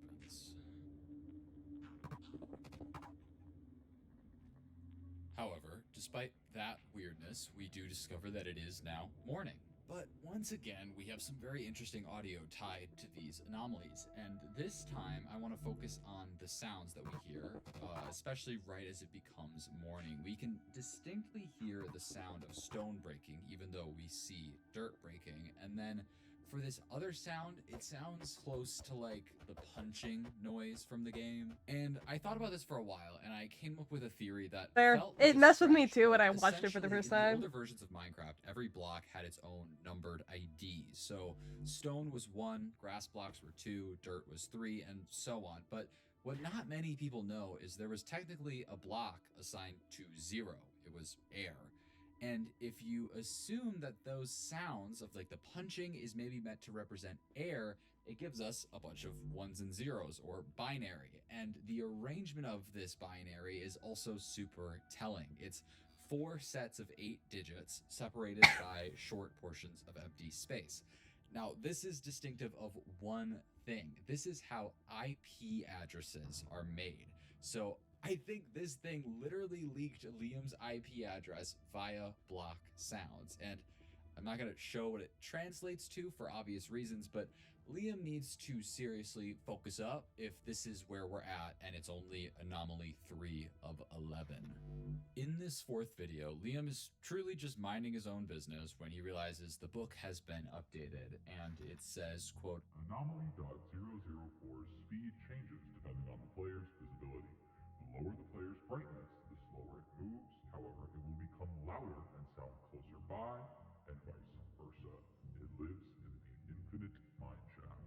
Liam then says that he had found a pretty big mine shaft down his cave system and leads us down the most narrow backrooms looking entrance I've ever seen into a mine shaft that does seem to be a bit weirdly generated. Now, these descriptions are painfully vague and we don't really know if this thing is going to be chasing Liam. We don't know what Liam's supposed to do down here. We just know that somewhere down here is this anomaly, and per usual, Liam decides to crank his brightness all the way up to max and start walking around getting ores. And after a bit, we do end up hearing this. So naturally, Liam goes to set his brightness to the lowest it'll go, which really makes it hard to see, and that paired with some insane sounds that can now be heard, it is terrifying to watch. It honestly sounds like Chucky's sleep paralysis demon's sleep paralysis demon. And this demonic whispering leads Liam to say that he's just going to take off his headphones so he doesn't have to deal with it and can instead focus on finding his way back out of here. But once he does take off the headphones, sounds seem to change a little bit.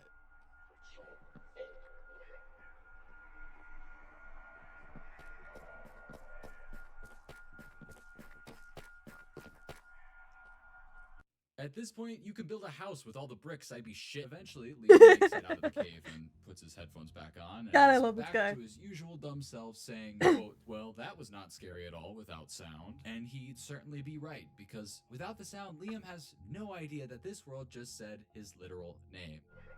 I understand that this is not revolutionary for a horror map. There are countless out there that will simply use your gamer tag or other easily accessible things to spook you. But the difference is, those games all have disclaimers saying they're going to do just that. And this world, just as a baseline, has been violating so many personal things without any indication it would be doing that. I went back to that user on Discord and asked for any further information this guy had on where the world came from, or even any info that he had on Liam. And as far as the world goes, all he had was a screenshot of the original blog post, which you guys have seen already at this point. But with Liam, this guy was able to give me his Discord, as well as a bunch of screenshots from their conversations around the time Liam was playing on the world. This user also mentioned that I might be able to find some info online about Liam, considering that Liam's dad was apparently in some sort of freak accident and died when Liam was younger, and maybe there was something in the news about that. But diving into these conversations, we can see that Liam appeared incredibly down and even excited to play on the world. He picked out the shader pack, and obviously I don't think he expected this world to turn out the way it did, but it definitely shows that he was doing all of this willingly. We can also see messages that seem to be right after he had just finished playing in the Infinite Mineshaft, and they go as follows. Not gonna lie, whoever did make this world knows a thing or two about coding/mods. They had it tied to my brightness levels. Whoa, really? Yeah, it wouldn't surprise me if they ripped the code from one of those fancier horror maps, because aside from the sound, there's no actual entity or things, just weird sounds and some particle stuff. Yeah, that's the vibe I get. Someone copied a bunch of other mods and tried to repost it as their own creepy map thing. It's pretty fun though, gonna keep messing around with it. And that's exactly what he did. Makes sense. Anomaly.005 requires you to go to the world border. There is a creature outside the walls that needs to be put to rest. Build it a grave with a peony and log off. Do not check inside the grave upon return. This is interesting. This is the first anomaly that more so just has a task for the player to complete rather than being attacked by something. Now, Liam starts to head to the world border, which, to be clear, is not nearly as far away as it should be on a typical world.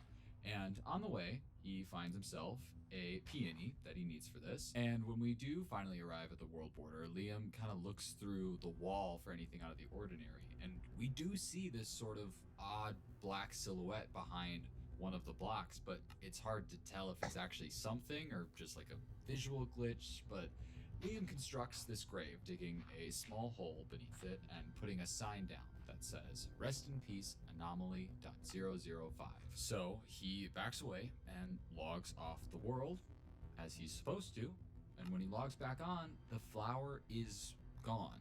So maybe he did it right? Now, Liam goes to leave, but we all know that Liam is way too nosy to get away with this, so he is smart and switches the world to land so he can go into spectator mode and get into that grave without breaking any blocks, and we see this.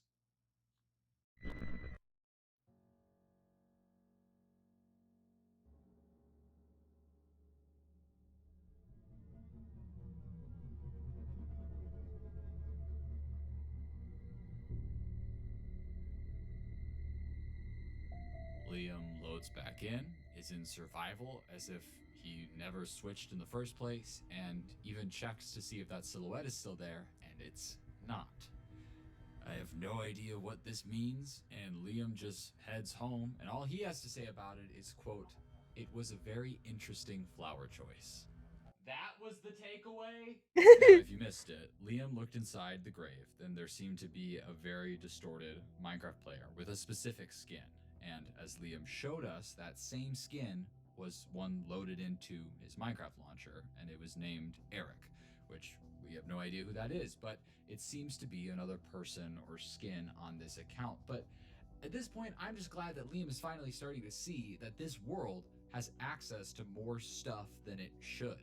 In no world can any Minecraft mod access the skins you have saved into the Minecraft launcher, unless you're actively loading them. And also, with Liam casually switching into spectator mode, I at least feel better knowing that going forward, as this all gets weirder and more messed up, Liam has no issue just switching the game into creative like an actual rational person. Now, with this next video, Liam discovers two things. The first is that he is no longer able to sleep in a bed even when it's nighttime. It's similar to the food where he right clicks and nothing happens. And the second is that in the crafting menu, he notices that the compass on the left seems to be not quite right. It looks slightly darker in color. So he crafts a compass and channels his inner ballerina to find out which direction that it's pointing. Inner He ballerina. also checks his book and finds that it says, quote, Anomaly.006 resides at the location of the compass. Once you arrive, you must watch for any blocks that are moved out of place. If they are, put them back. But if any part of the block seems off, do not touch it. So Liam obviously follows it all the way to what seems to be a small campfire. But other than that, there's not much here. And then that's when we see some things start to happen. First, just a log that gets moved off of a tree and onto the ground next to it, which Liam walks over and puts back. We then see the same happen with a piece of dirt, and then another log. However, this one does seem to look weirdly glitched. This goes on for a bit until suddenly... I wish, Duke.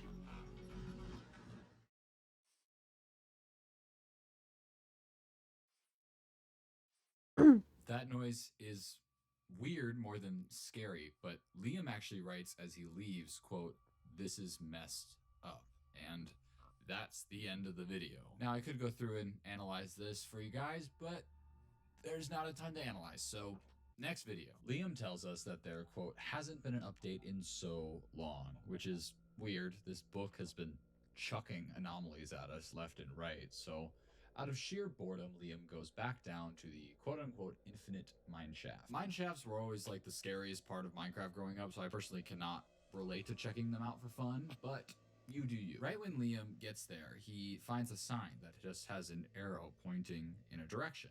He checks his book to see if anything's been added, but nothing is there yet. So he follows the arrow and finds more that lead him to a door. This mineshaft is weirdly open, definitely not naturally generated, and if you were still doubting that it wasn't, you can see these weird blocks that are glitched or partially missing. Liam finally opens his book and reads, quote, Anomaly.007 will do whatever it can to keep you in the room. Leave the room. Alright, he just has to escape. Should be easy, except for the fact that that door is now gone. And if you dig in the walls, we can see they're encased in bedrock. Liam looks around the room Classic for a bit bedrock. for any info or gaps in the bedrock, but it doesn't seem to be much better on the ceiling. So Liam says, screw this, and switches to spectator again. But it doesn't work. Every time he tries, he just remains in survival mode. Liam then writes in chat, "Yeah, all right." He then pulls a Library of Alexandria and burns the whole place to the ground. And afterwards, he looks around this room and finds a grave similar to the one he made prior, but this one is labeled Eric, the same name as the skin in the launcher was named. This seems to impact Liam quite a bit, obviously, and without saying anything, he just leaves the game. But before he's about to close the game, he loads back in and digs down into the grave. And then...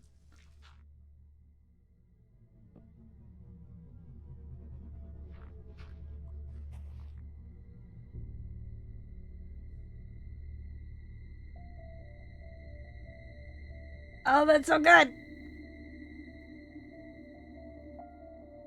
there's a lot to unpack here. The use of this name once again confirms for me that this is another person who is important to Liam, either someone he lost, like his dad, or someone still alive who is clearly being threatened by this mod. Either way, I certainly support Liam's decision to leave the game and never touch all of this again, but if we've learned anything about Liam, he doesn't exactly know when to leave things Nosy alone, as so shit. naturally, Reckless. he logs on again to continue figuring out how this world does what it does. When we come back to the videos, Yeah, we that are is back pretty at home warped. base, and Liam says that he's been waiting for a new anomaly for ages and has been updating his map in the meantime. But very conveniently, he goes outside and immediately finds a massive hole in the terrain. And upon peering down, it seems to not actually go too deep. So he makes his way down using a water bucket, and of course, it's time to take a look at our lovely book.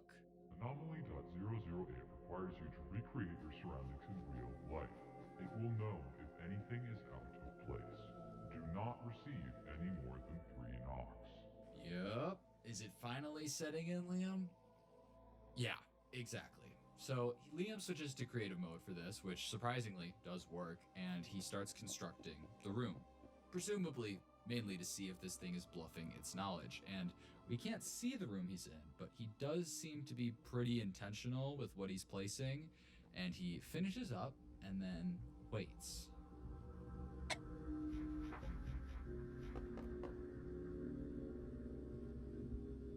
Three knocks.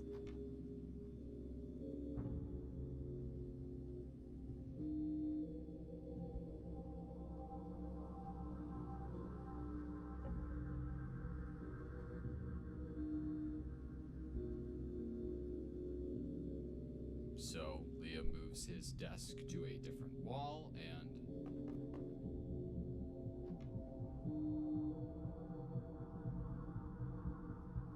Liam changes his bed just before telling us that he plans to report this world and that he has had his webcam covered this entire time. And then the video ends. This seemed to be where the videos ended. Liam finally realizes that this People world just don't is understand that messed shit up has in been ways around we for can't see, ages. You and guys are just recorded being the blog post aware of it now presumably because it's right off the been, internet, you know, considering I can't proven find it now. anymore. It just Hysteria was a thing didn't for a feel while like for there was women. anything here that would prompt Liam to go missing. He literally did the smart thing and stopped playing. But when I brought this up with Steve over here, he insisted that something was definitely wrong and asked if there was anything that I noticed in those first 8 videos. To which I responded, the first 8 implies that there are more than 8. And he said, there is. It is. Turns out, at this point, Liam came to Steve with all of his experiences, and Steve figured he was overreacting.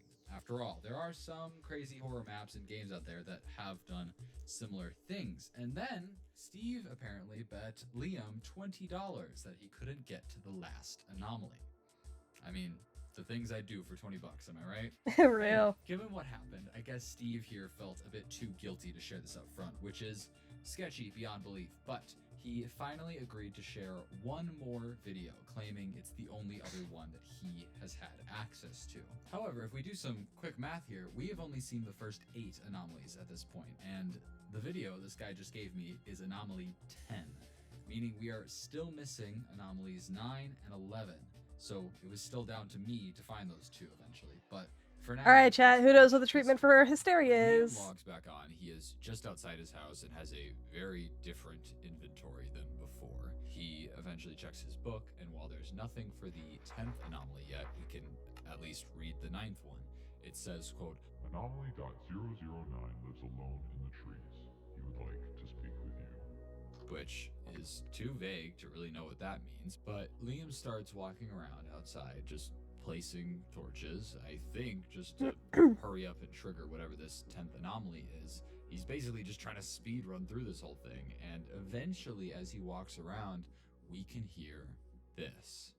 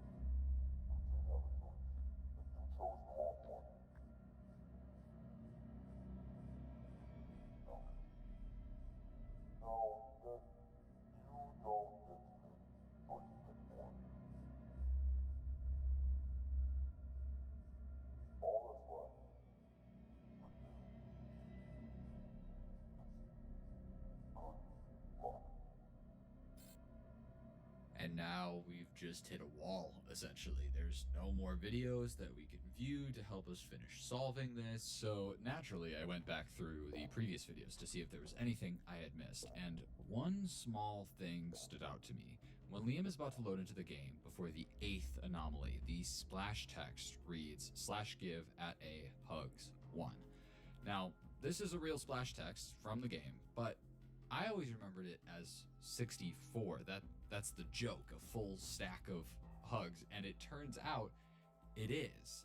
This splash text was different for some reason, and as I went back further, I realized that it's not just this one. Several of the splash texts. Yeah, you are were pretty wrong. close. 4 of a kind should have been 1 of a kind, and it's not 6% sugar, it's 1% sugar. And then the biggest kicker was 8.2 herbs and spices instead of 12 herbs and spices. How do you have 8.2 of a herb and or a spice? Anyway, if you take all of the swap numbers and put them in the order they appear, you get this. What it means, I have no idea, but some of the splash texts were correct or like accurate to the actual game. So if you add a little gap for all of those, you get this, which 2 numbers with decimal points, we're working with coordinates. But if you just plug these in, you get the middle of nowhere in Kazakhstan. But there are 3 other versions of this coordinate in the world, if you consider the negatives. And one of those was in a very convenient spot. Acadia National Park in Maine. I don't know what it means. I don't know who put the numbers there, but it is far from a coincidence. I went back to talk to Steve to see if he had literally anything else to give me, and he insisted that he did not. He did, however, say he had a copy of the world download he could give me, which, like, do I look stupid to you? After everything I just saw happen, there's no way in hell that I am downloading this thing. So I politely declined, to which he said, That's why quote, the vibrator "I was mean, you invented. already use Yes, a it VPN. was. It should be pretty safe." But also the never fact that was a told this medical guy thing that is I just use a VPN. wild. I mean, of course, if I'm, for example, logging into a random person's Google account, I'm gonna make sure that they can't track my logon location or get any personal info off me. But the fact that he knew this meant he tried to find my location when I logged onto this Google account. When I look back at all those conversations, he had brought up Liam's dad dying to Liam before Liam ever actually revealed it in the videos. Obviously, Liam didn't catch this, but this user right here is clearly using the allure of this world to get access to people's stuff. But my thing is, clearly this guy isn't just trying to get like pure information off of people. Why would you go through all the work and process of making a creepy Minecraft world for someone to play on? No, I think this guy finds some messed up enjoyment out of creeping on and scaring the crap out of people like Liam. So I decided to play along. I told Stevie Pooh here that I wouldn't download the world until I figured out what happened to Liam and the last anomaly, because I knew that if this guy probably had access to Liam's computer, he could probably get me the footage that Liam had been recording, but maybe something in there would be able to help me figure out what happened to Liam. And a little bit later, Steve said that he has magically found his way into Liam's Google account because he knew his Gmail. And he said he could share with me the final video, which just so happened to be uploaded 30 minutes before he sent it. Does this guy think I'm an idiot? Anyway, here is the video.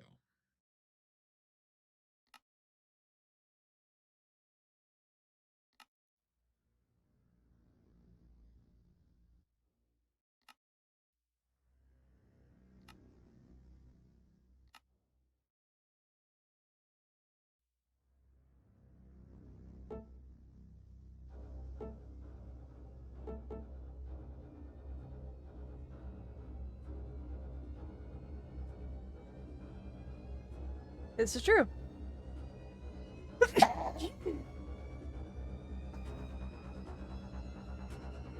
Oh.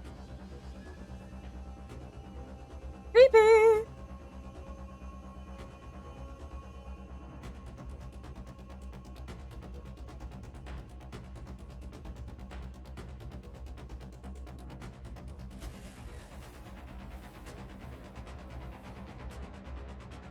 Oh, this is so cool!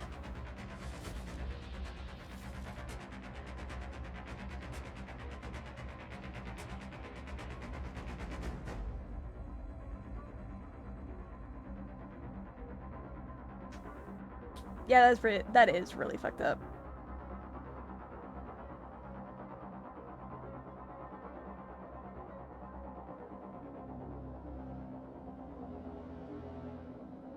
I just realized Homeboy has Toontown rewritten downloaded. Dace.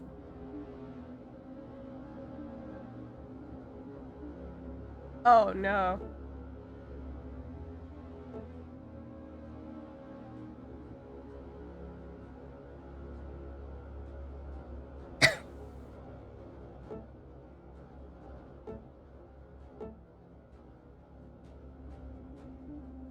Hey, Liam, it's Dad. Just wondering when you're getting out of practice today. I've got the car all packed up, ready to go, so I'll be ready for whenever you do get home. But, tell Chris I say hi, and, I'll see you in a bit.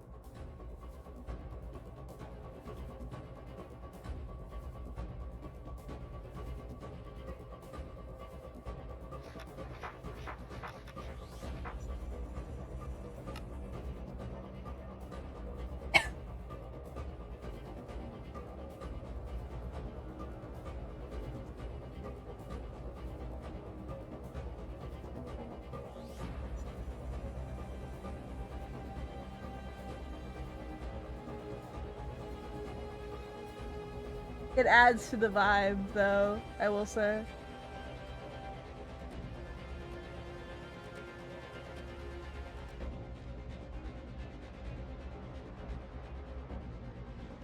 The notes, low rightness means slower entities, I think. Means just louder, though.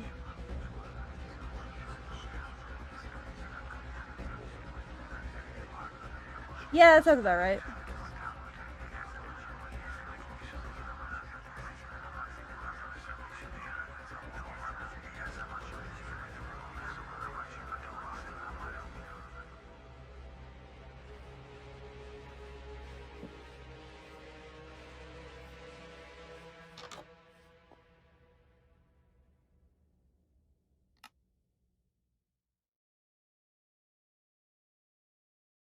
Poor guy.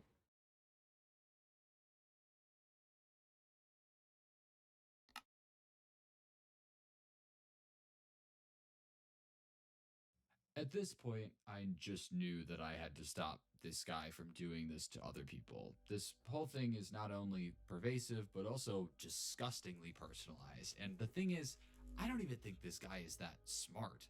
Even if he's doing this for his own enjoyment, there are smarter ways to get into someone's computer than getting them to log into a Google account. So, from this video, I went to Steve and I told him I'd solved it, that I had found the person who made the world, and that, as a matter of fact, the guy had already been caught. And all of that information that I found out regarding the situation was in this little file right here. And that all he had to do was open it.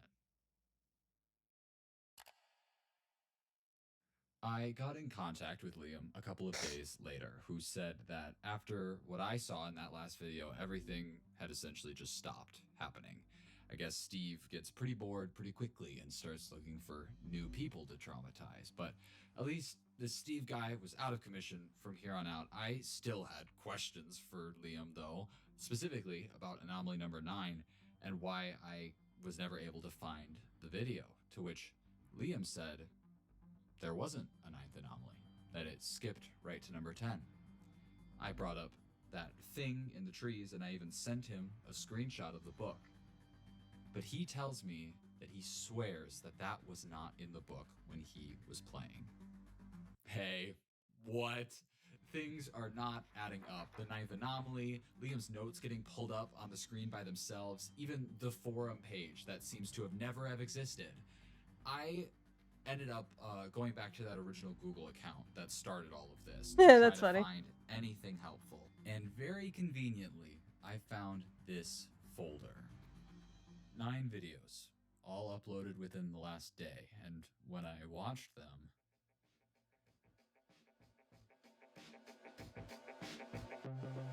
not again, god damn.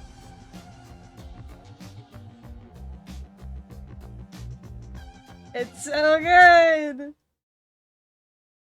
This is all fictional, by the way. This isn't like a real thing. But it's so good. And now we get to the juicy bits. Whatever you do at the crossroads, don't turn left. This one's so good. This is the first line in a book that Avery claims he did not write. 2 weeks ago, a YouTube channel called Avery the Mayo uploaded a YouTube video titled Weird Book I Did Not Write, where he shows us a mine that supposedly he never built. Inside the mine is a chest that Avery did not place, and inside I have the not. chest is a book that Avery did not write. Inside the book is a very strange message. Whatever you do at the crossroads, don't turn left. Don't be fooled, it's listening. You can't outsmart it, it's listening to me. It's watching me. It isn't from this world. At the crossroads, don't turn left. At the crossroads, don't turn left. At the crossroads, don't turn left. At the crossroads, don't turn left. Over and over, followed by a sequence of numbers. And that's it. It seems impossible that a whole mine just appears in your world without your knowledge, but Avery explains in the description of the video that the laptop he's playing It's on very is from a interesting. storage locker. It already had Minecraft installed, and this world already existed, but when Avery first loaded it up, it was just a normal world. He only now discovered this mine a few hundred blocks from his house. So, in that case, what is this book? The contents are strange, and it's not evident what they refer to. If anything, they just sound like some crazy rambling. But the numbers at the end are clearly some sort of code, so maybe we can solve it and figure out what this book is talking about. Except we can't. The numbers go higher than 26, so it's not any alphabetical code. There are 4 sections, not 3, so it isn't coordinates. And in fact, there's not a single cipher that comes up as a good match for this code. If it is a code, it's unlike any code I've ever seen, and I wasn't able to decipher it. So, is that it? A strange, one-off YouTube video and a dead end?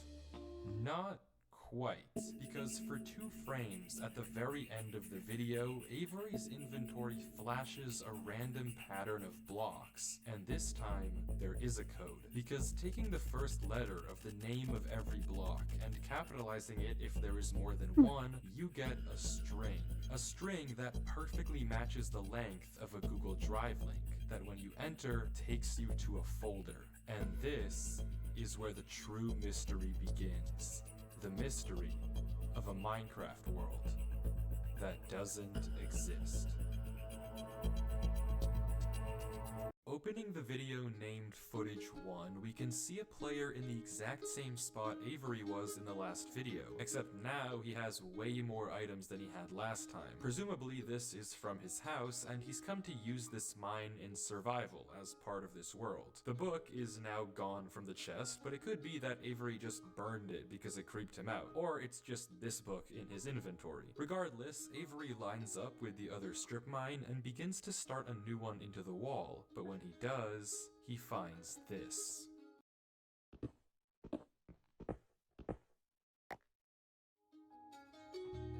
Nothing weird, it's just a cave, and Avery walks in to begin exploring, until he stops and sees this.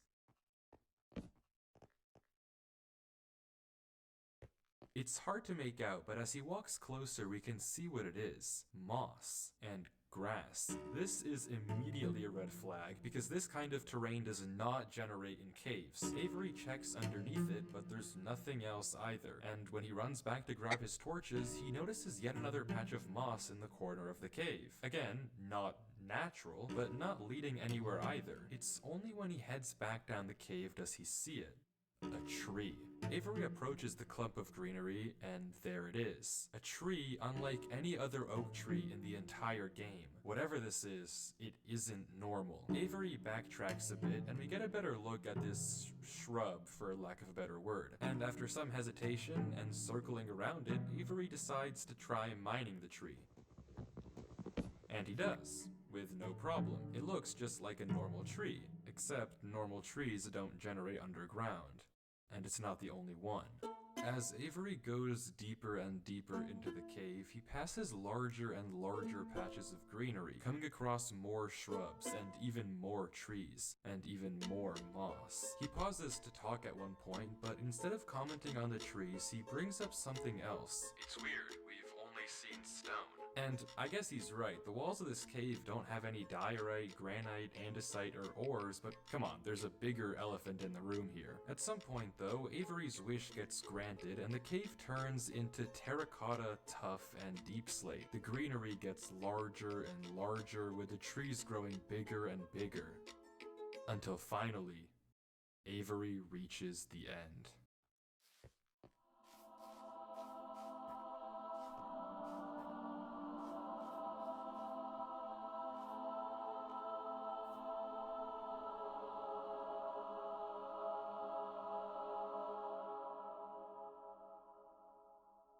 Avery stops for several long seconds, just taking everything in. The room is a giant cave of green, with strange, unnaturally large trees forming a staircase on the back wall. The floor is covered in a massive field of moss, scattered with the strange trees we saw earlier. Avery slowly heads down the cavern wall, being careful not to take too much damage while maneuvering his way to the bottom. He looks around in awe as he explores the chamber, and from closer up, we can see a tunnel right between the massive tree gates. Avery searches around the trees for a few minutes, seemingly mesmerized by the build, and we can see that these gates are made of trees stacked on trees stacked on trees, made of spruce, mud, and oak. But the question here is obvious. What is this place? This kind of terrain obviously doesn't generate naturally, so who made it and how does it just appear in Avery's world? Well, if there's any answer to that question, it's through this tunnel, because finally Avery decides to stop sightseeing and heads down the tunnel at the center of the room. Avery walks through the mud brick tunnel, turning to glance behind him every few steps. But of course, nothing is there. The world is set to single player. At least, it seems that way. Until this happens. That's fair. Something is wrong. It's almost impossible to notice, but at the far edge of the tunnel, the first pair of torches have suddenly been wiped out. Avery stares for a few seconds and continues walking. Another pair of torches is gone. I'm not scared of torches turning off.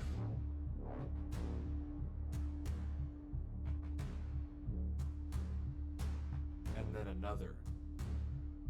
I don't know what kind of practical joke this is, but I already heard you in the...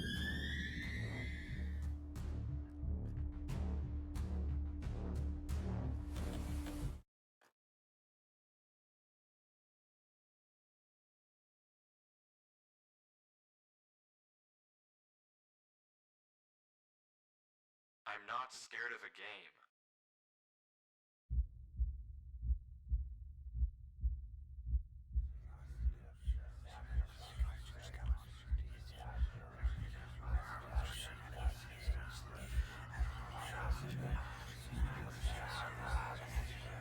The whispers are like in your ears. Big water. And then it stops.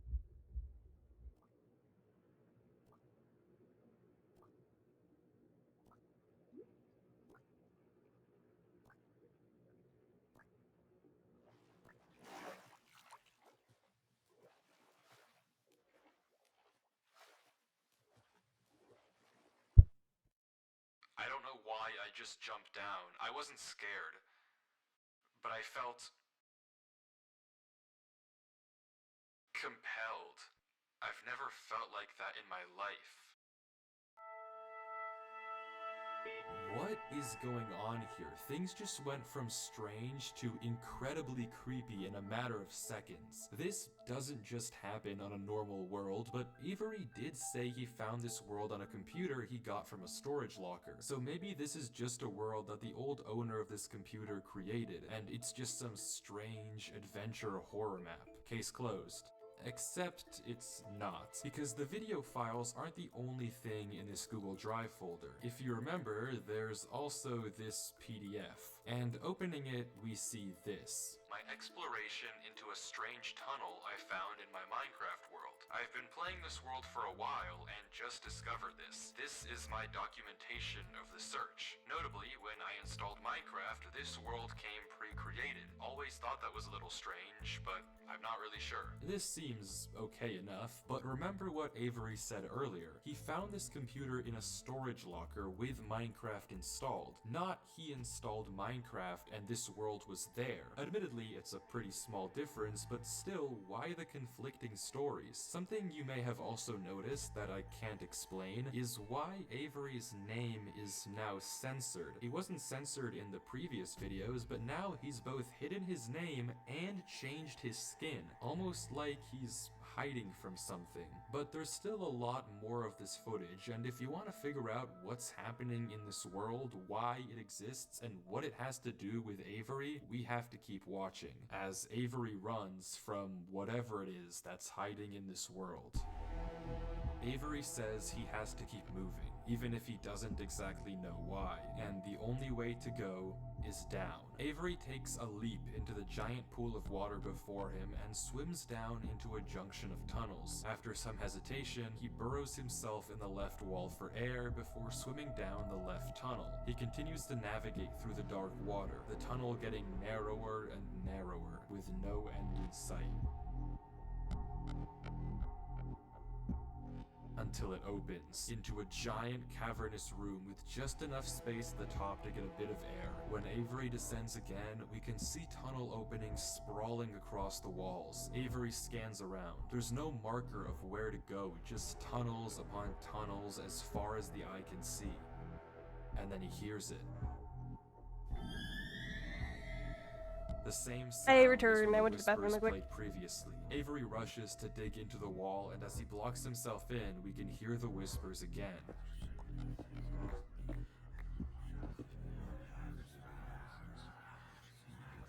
Quieter, but still there, as if they're passing by him. When the coast is clear, Avery digs out.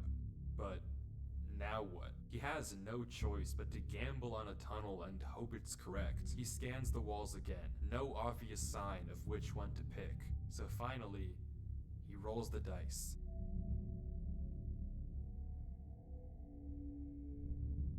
The tunnel leads to another junction, and again, after a slight hesitation, Avery goes left. The tunnel continues. One thing I've noticed Getting is that narrower Homeboy always goes left, no matter where. and narrower I could have, but that would be lying. and narrower. But yeah, he always goes left. Plus, if you map out, Finally, like, where he came from to that, like, big open space, that, him going the way he did, is going left. he finds himself in the oasis. Avery looks around the room, strangely, almost peaceful. He's in the middle of a square pond, flanked on all sides by the same uncanny trees. He stares off at the water for a second before towering up and getting a good look around. Nothing but trees as far as the eye can see. For a moment, he pauses. Before something snaps, and he crafts a boat to get to the center of the lake. Without hesitation, he dives down into the tunnel and plugs up the hole. He makes another trip for good measure, plugging it even further. If this thing comes through here again, it has to break that, but I need to explore. He sails back to the edge of the lake. What it can't avoid doing is loading the chunk. Avery chops a few trees and crafts a hopper with the spare iron in his inventory. His plan is simple: set a trap for the thing following him. But wait, did I miss something? Because how does he know that something is following him? Sure, those torches turned off, and yeah, we heard those noises before, but there's actually an even stronger piece of evidence I haven't mentioned. Remember when Avery said this? "I already heard you in the cave." Well, it took me a second to figure out what exactly he meant, but then I heard this. It's almost impossible to make out, but on a few separate instances while Avery was walking in that original cave, he would randomly pause for a second or two, and now we know why. He was listening. Every time he paused, for just a brief moment, you could hear footsteps on the stone behind him,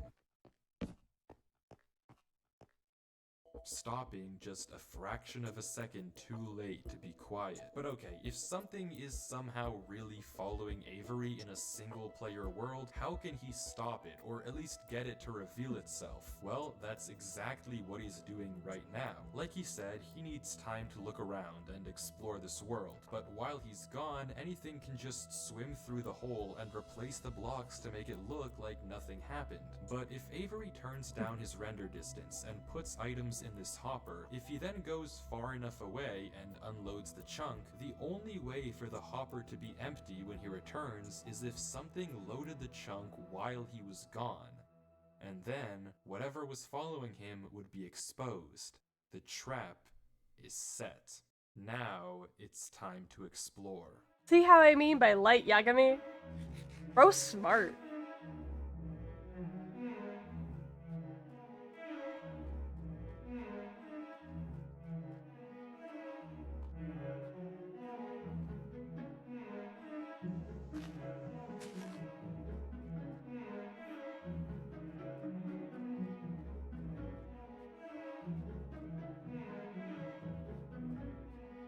Avery walks through the trees, avoiding the lake so as to not load the chunk. Every inch of this place looks exactly the same. The same gray floor, the same strange trees. Everywhere he looks, there's nothing.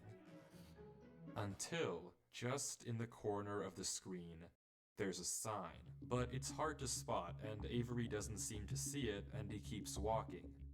Then he pauses. Interesting. That's the third sign we've seen so far. What? Where? Third sign? I've only seen this one. But it turns out he's right. Going back and re-watching the footage, just barely hidden in the corners of the screen are two other signs Avery crossed earlier in the recording, though he gave no indication at the time that he noticed them. Avery goes back to all three signs. All of them are blank, so I don't know what to make of it, but Avery seems to be satisfied, and he explains right? why. These signs all seem to point to one place. Both of these angled ones point in the same direction. And he's right. If you line up a coordinate grid with the location and rotation of the signs, you get this. So he's right, all of them point a certain way, and if you trace out their intersection, it hits one specific point. He also pulls off this brilliant move, which you rarely see from these protagonists, by turning the difficulty to peaceful because he ran out of food. Absolutely genius. But with that said, he returns to the lake to check on his contraption. And nothing showed up. Items are still flowing out of the hopper, which would be impossible if anything had loaded the chunk. Avery tells us exactly this. Nothing came through. Not to mention, the blocks are still in the same position Avery placed them to plug the hole. Now that he's shaken off whatever was following him, Avery sails back, presumably to find the intersection points of the signs. But here's a big brain move coming up. That, he opens up chat and says this. Something is here. What? How? Why is Avery saying that? Why isn't he sending it in chat? What did he see? I don't know if it can hear me. But I'm not taking any chances. The grass block. When Avery left the chunk, he didn't just set one trap for the entity, he set two. Without mentioning anything to us, he placed a grass block next to a block of dirt. In Minecraft, grass can't spread if the chunk isn't loaded. The only way that this block is now grass is if something other than Avery loaded this chunk. I'm not scared. but my gut says to keep moving.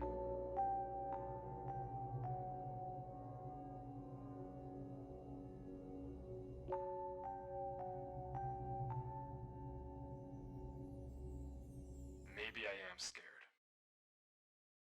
Fucking brilliant play, honestly.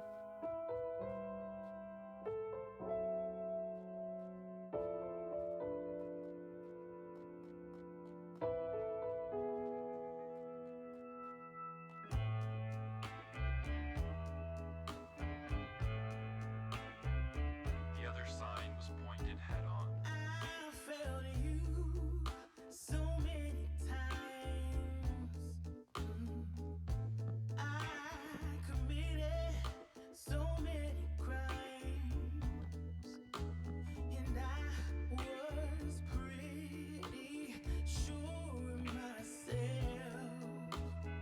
You gave me reasons to be somebody else. Baby, I'm home again.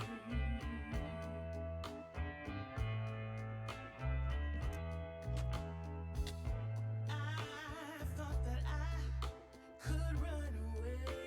Avery walks through a tunnel. A tunnel which quickly turns into a maze. More to say, more to say. And slowly but surely, dead end after dead end. I haven't mentioned it, but the fucking Avery playlist is sick. navigates through it.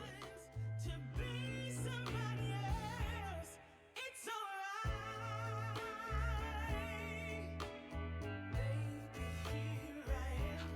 I was lost. Now I'm found again. It's alright. Baby, here I am. It's alright.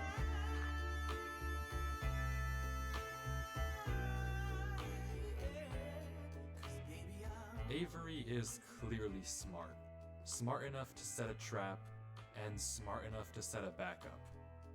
But whatever this thing is that's following him, it's smart too. Smart enough to block up the tunnel it entered from. Smart enough to refill the hopper with items after loading the chunk. Smart enough to hide its presence. This world seems to be guiding Avery somewhere. The whispers in this tunnel coercing him to enter the cave. The signs pointing to the secret entrance under the tree. Whatever this world is, it's leading Avery. But to what? We don't know. All we do know is that he isn't alone. And finally, Avery exits the maze into another giant room with what looks like a cipher above a door, with 3 levers right in front of it. Avery stares up at it, says he'll need a pen and paper, and blocks up the tunnel where he came from. The footage ends with him Smart staring man. up at the code, deep in thought. From what I can see, the code atop the doorway looks something like this. It doesn't immediately remind me of anything, and plugging it into a cipher decoder gives me no ideas either. Running each of the candidate ciphers just gives gibberish every single time. Whatever this code is, there's unfortunately no way that I, or Avery, can solve it. The second half of the footage picks up with 17 minutes of just staring at the wall. And then... Avery, my Gets it. goat. Okay, I guess it was solvable. Avery says it's a good poem, but doesn't actually reveal what it said, only that it uses cipher stacking, a technique where 2 ciphers are layered one on top of the other to make a code almost undecipherable. How Avery actually solved it with a I love this next section, mainly because he solved the cipher on the wall just for the love of the game. That's it. It doesn't apply to this door, which is funny. pen and paper is beyond me, but the puzzle isn't over yet. There's still this gate, which Avery suspects is some sort of combination lock. But instead of a pen and paper, his solution this time is a bit more... how do I put this? Efficient.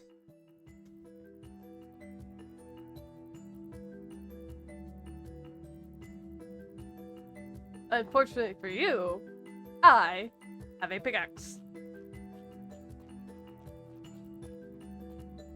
My goat. And with that, he's... Wait. Who's Durlord 3? Oh, wait, For the it first isn't time in this Avery. footage, Avery's censor bar lingers for just a second too short, and we get a glimpse of the name. This isn't Avery's name. This isn't Avery's skin. Maybe the reason that we got two different stories about where this world came from is because the player we've been watching this entire time isn't Avery at all. But if that's the case, then who is this? The world at the beginning is clearly the same one that Avery was playing on. So what's going on here? If it is Avery on an alt account, why the conflicting stories in the description and the document? And if it's not Avery, then who is this other person, and why are they claiming that this is their world they found? I genuinely just don't know, but the only way to find out is to keep watching, as Durlord walks through the tunnel after the puzzle and finds himself in the village.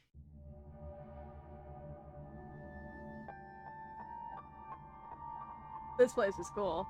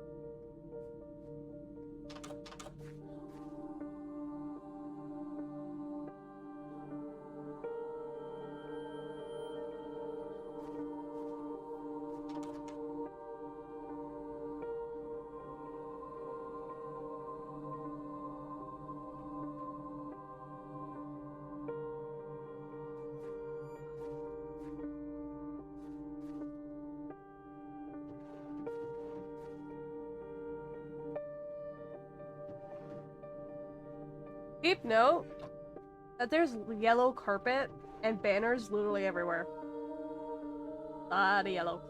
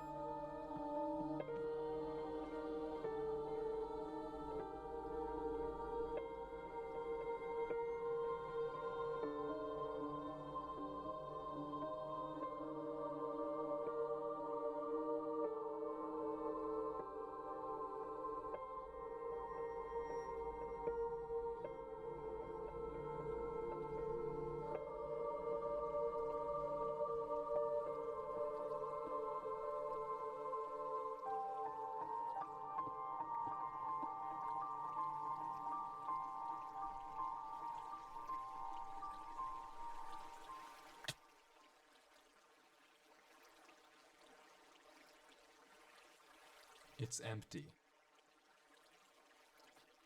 This village is strange. It's clearly abandoned, if the cobwebs and literal holes in the roof didn't make that obvious, and all the chests and containers have nothing inside of them. There's also an interesting amount of yellow in the carpets, beds, and flooring, but wherever Durlord looks, he can't find anything of interest, no lead on where to go or what to do from here. The fountain and statue in the town center is by far the most eye-catching decoration here, but like we can see, it too is empty. There's no path to take from there. So is this the final area then? The final answer to what's been going on with this world and what's been following him? I'm not sure, and clearly Durlord isn't either, since he keeps looking around for anything out of the ordinary, anything that might give him a clue of where to look next.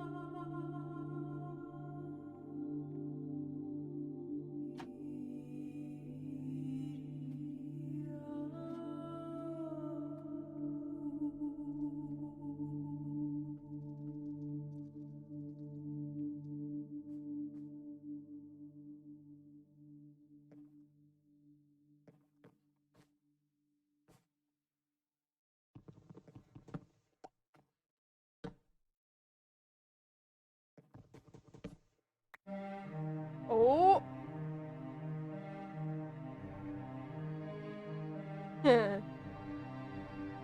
You would think.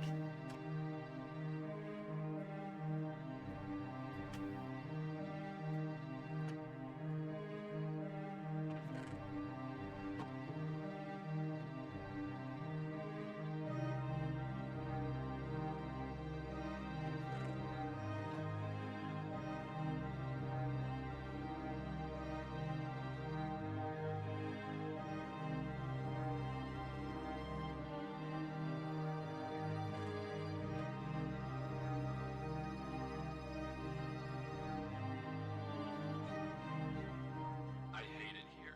These idiots are insufferable. They think that devotion will save them. Rest assured, it will not.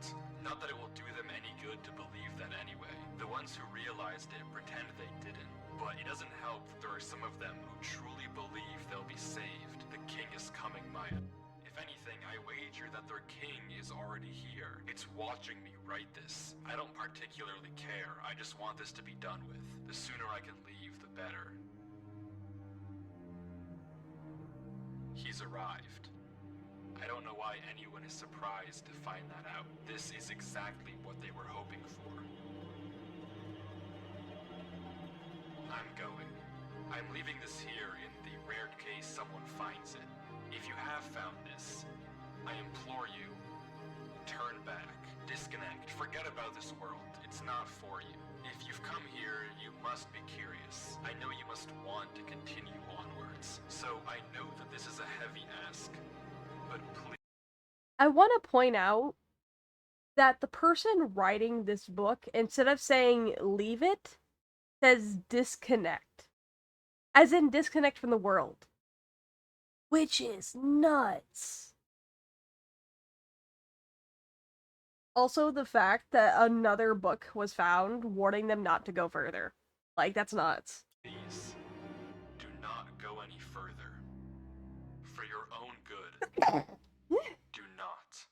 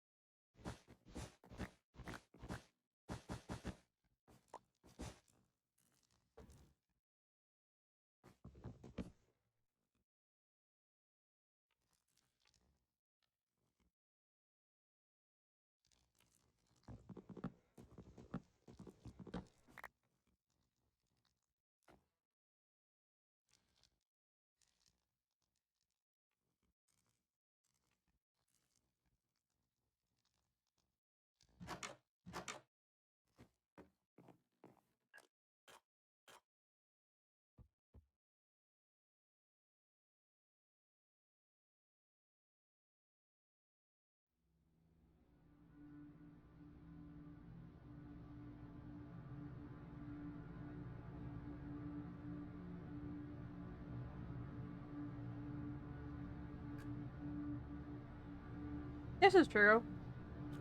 Some people see a warning as a sign to keep going towards their curiosity.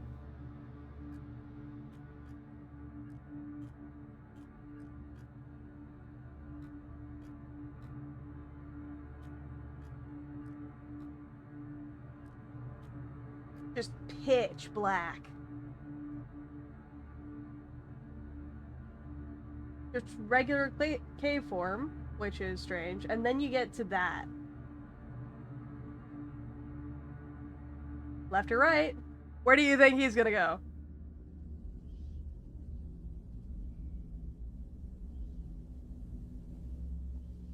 Left. Bro keeps going left.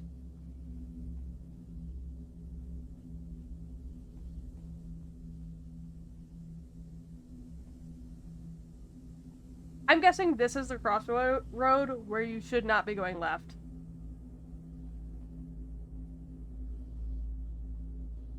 These blocks.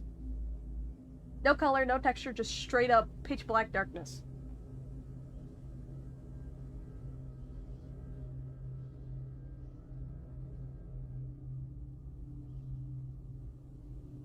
Can't break it.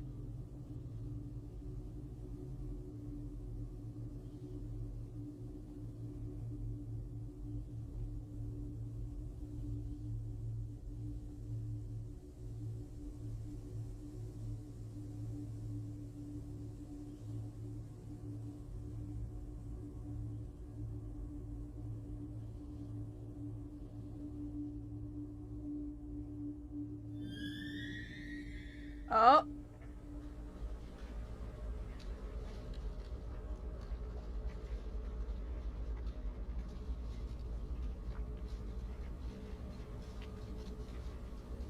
Weird. You don't say.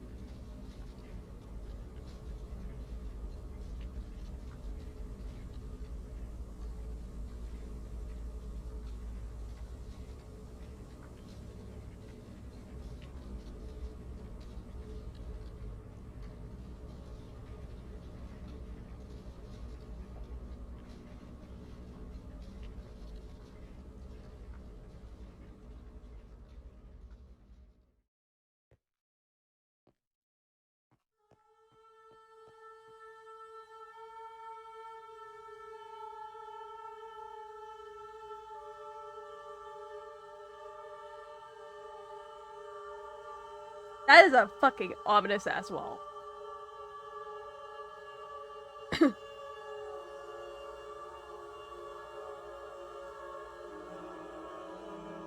Again, yellow.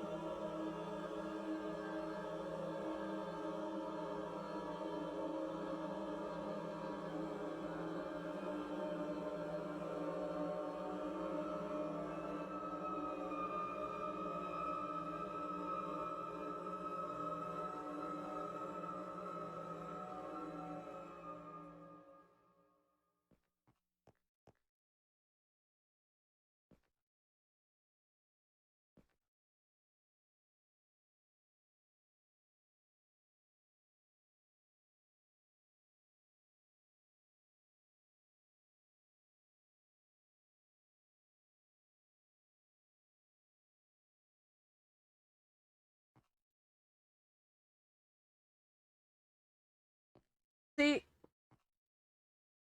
right here, if you look down this way, you can see something yellow. I don't know what, but you can see something yellow over in the corner here. Very closely there. It's hardly visible, but it's there. Which means behind this blackout, there is something yellow.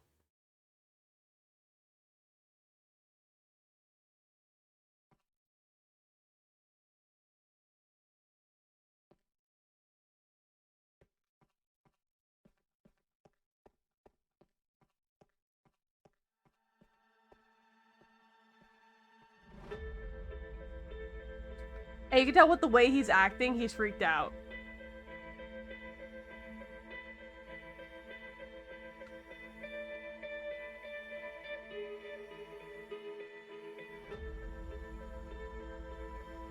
Finally decides to go the other way.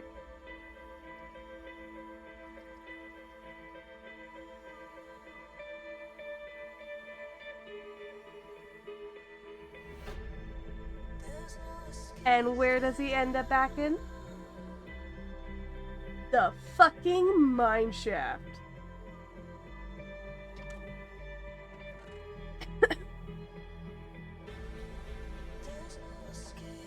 Whatever you do at the crossroads, don't turn left. Don't be fooled. It's listening. You can't outsmart it. It's listening to me. It's watching me. It isn't from this world. Right? At the crossroads, don't turn left. At the crossroads.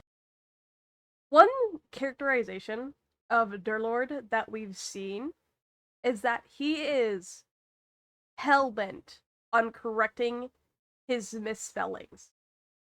And the fact that he's so freaked out that he is ignoring various misspellings here is very telling. Something freaked out a man so much that he just negates this. Don't turn left. At the crossroads, don't turn left. At the crossroads, don't turn left. And Not to mention the insane ramblings to continue to say to not turn left. footage ends. Right there. Durlord was the person who wrote the book in Avery's world. How? It shouldn't even be possible that the tunnel led him back to that mine. Durlord found this world on his computer, and Avery found Durlord's old laptop in the storage locker and has been playing on it ever since. But what is this world? What was following Durlord in this footage? And most importantly, what was behind those gates? I didn't put that sensor bar there. That was in the original footage. Whatever is behind that black square was enough to drive probably the smartest protagonist I've ever seen into running for his life. Something that a whole village of people was trying to summon. Something that this entire world has been hiding. A king? What does that even mean? I don't know what to tell you, but I can tell you one thing. The code at the end of the book, now with this footage, we can solve it. Each number corresponds to one slot in Durlord's inventory. 1 here and 36 here. Take the first letter of each item, or whatever number is indicated after the dash. From that, we can get this. Run Avery. It's here. Durlord was giving one last warning, hoping that whatever was following him wouldn't see. But how? How would he possibly know that Avery would find this world? There's no way for him to know who Avery even is. Whatever he saw behind those doors, whatever he knows about this world now, we may never understand.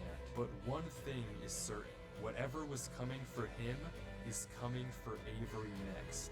This isn't over.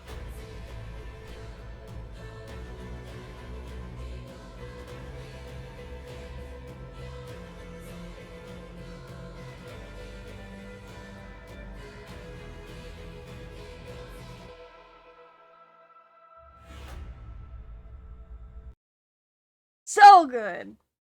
So, to give you a little bit more context on what the hell just happened, we have to talk about The King in Yellow.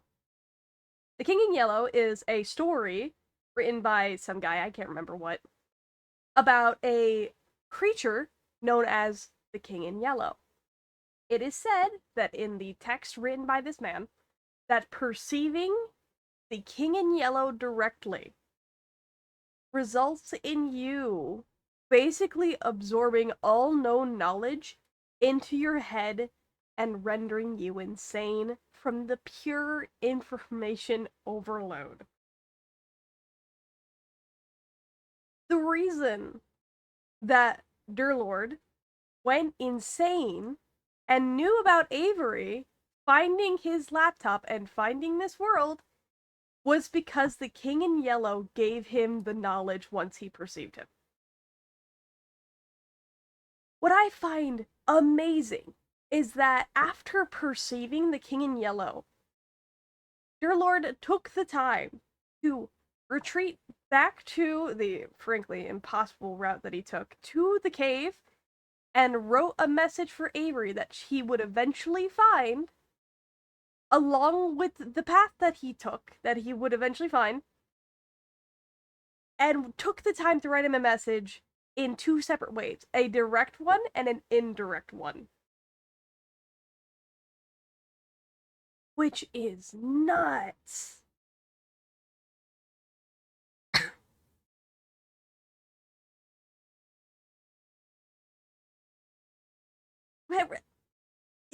It's fascinating how he thinks. I would not like to look at the king, because if you consider the fact that he would give you all known knowledge, that shit would make your brain explode. Hence, why it would drive you insane. I've become a literal wizard. Nice. But it's so interesting how they've got to this point. Another interesting fact is the username of the second person, aka the first person, who interacted with the king in yellow. His name is Der Lord. Der, in another language, is like translation the Lord. Which makes me think that the king in yellow guided him down there in order to find the king in yellow and maybe become a vessel for him or something of that caliber. The king in yellow was playing 4D chess with this man. That's fair. But it's fascinating the way this story plays out.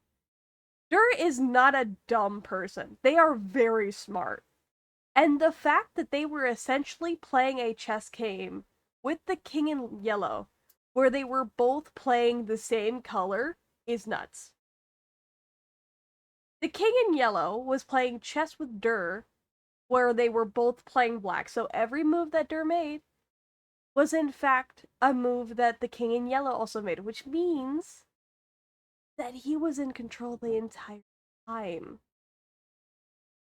And he had no chance of escaping. His curiosity led him down a pathway that literally drove him insane. That's so cool. Oh, I love a good story. So good. Sorry, I'm a big nerd for ARGs that have a really good story.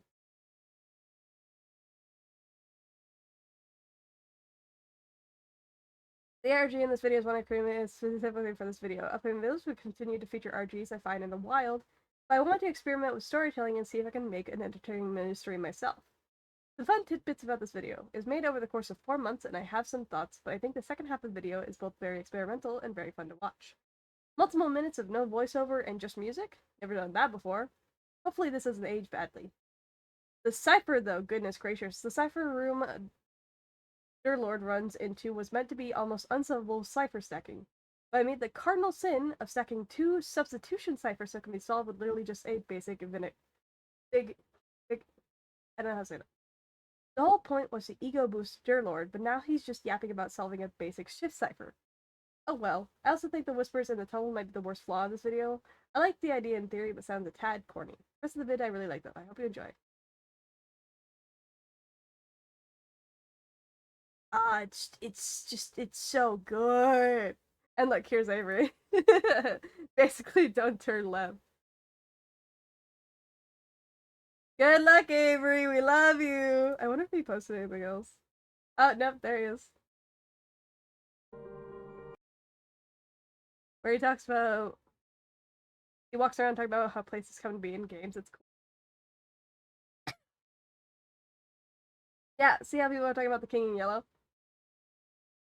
Oh, it's so good.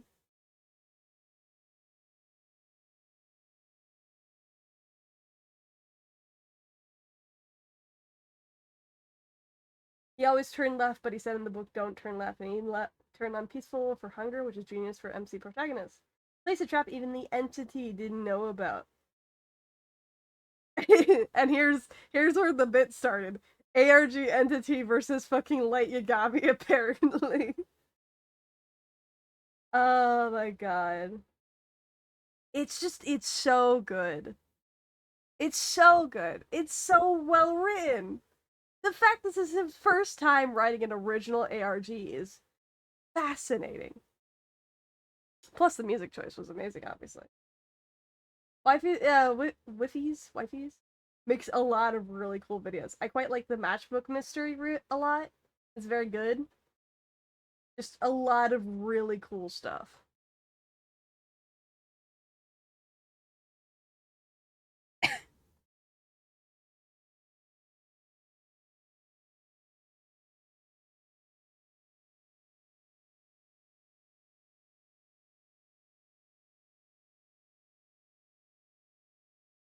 But yeah, that was fun. I like that. I like that a lot.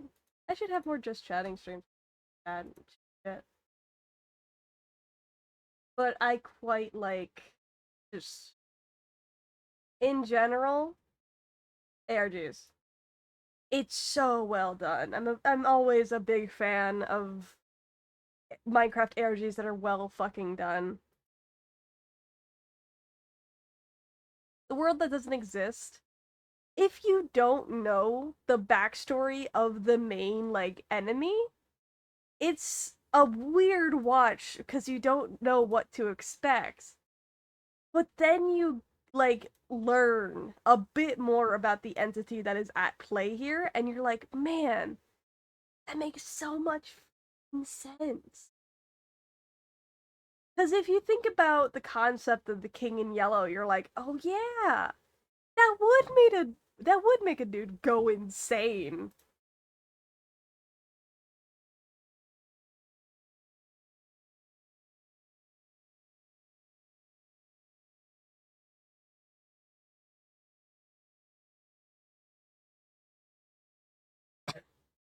Ah, here we go.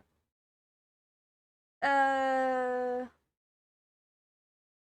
The King in Yellow is a book of short stories by American writer Robert W. Chambers, first published by F. Tennyson Neely in 1895. The British first edition was published by Chetto and Windus in 1895, 316 pages. The book contains 9 short stories and a sequence of poems. While the first stories belong to the genres of supernatural horror and weird fiction, The King in Yellow progressively transitions towards a more light-hearted tone, ending with romantic stories devoid of horror or supernatural elements. The horror stories are highly esteemed and has been described by critics such as E.F. Lellier and S.T. Joshi and T.E.D. Klein as a classic in the field of the supernatural.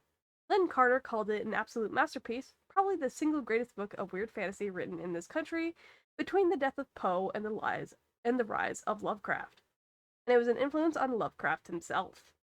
The book is named for the eponymous play within the story that occurs as a motif through the first 4 stories, a forbidden play that induces madness in those who read it.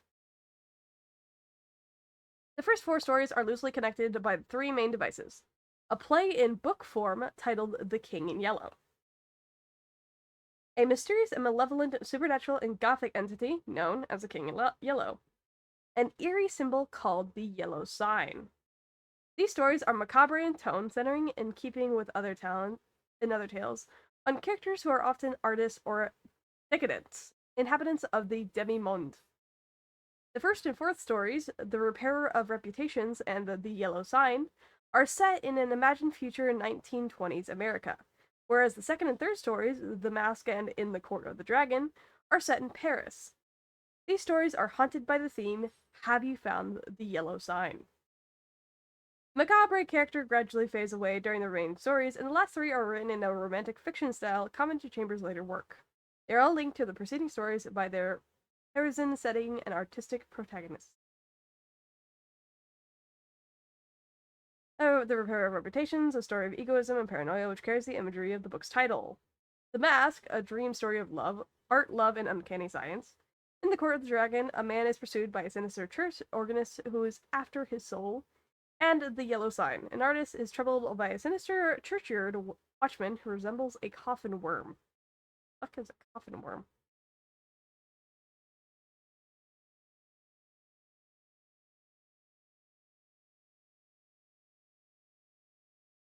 Apparently, the village that he finds in the actual video is supposed to be Carcosa, which is featured in the plays.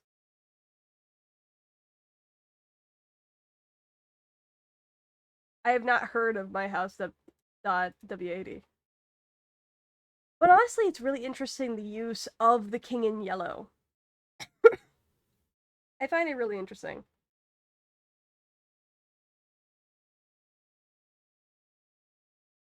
God, is it good.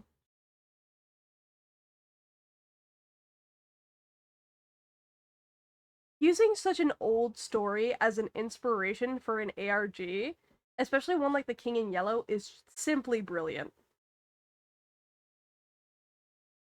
I'm seeing so many people make fan art and post about this ARG, so I'm really hoping that he'll make a second one. Because that would just be awesome.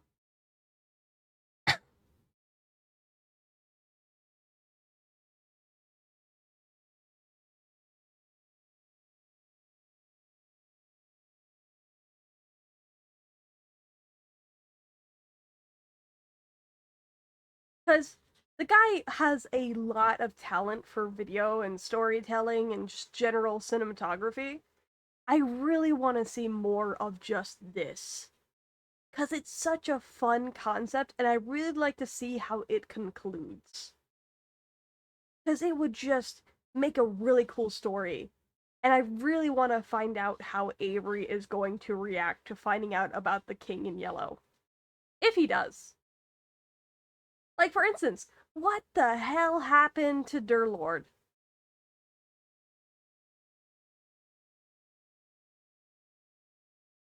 Like, what the hell happened to the dude?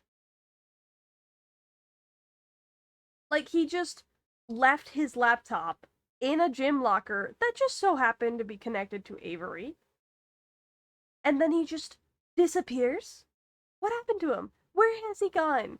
What happened to my boy? My light Yagami of Minecraft? Just so many questions left unanswered. Holy.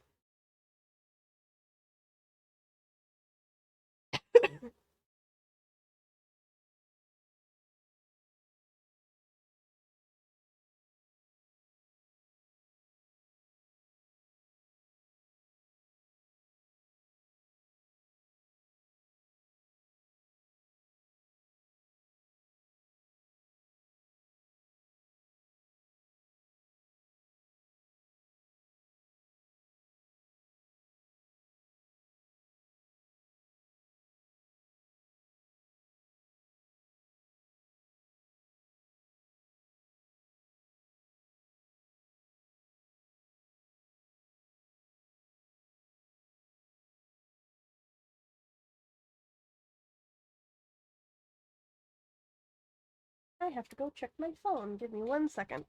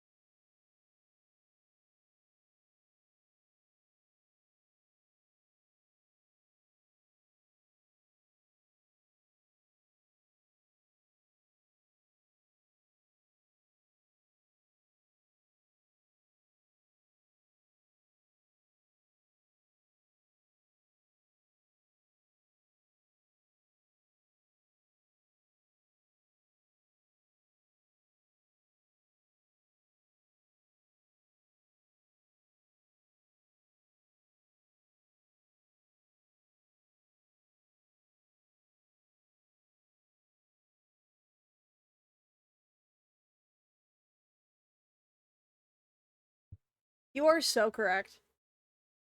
Just ARGs are so fascinating. They make the use of the viewer as like a storytelling point. And also as just a, an informed person, as one could describe it. ARGs expect you to see the little details in the unseen and use that to solve a mystery that the creator intended.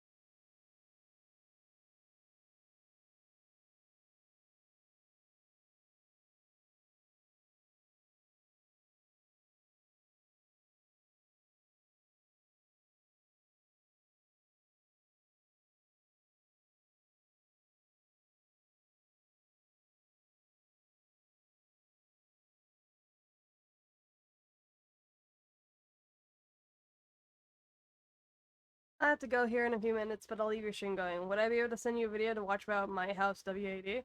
Sure, I'll watch it. But I am probably going to end stream in a bit here.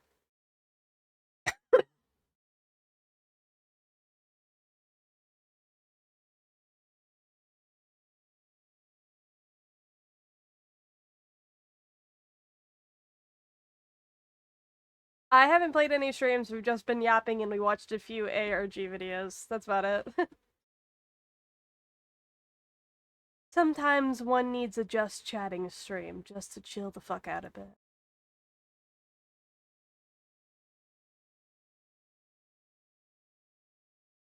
We watched the Searching for a World That Doesn't Exist, and we learned a little bit about the King in Yellow today.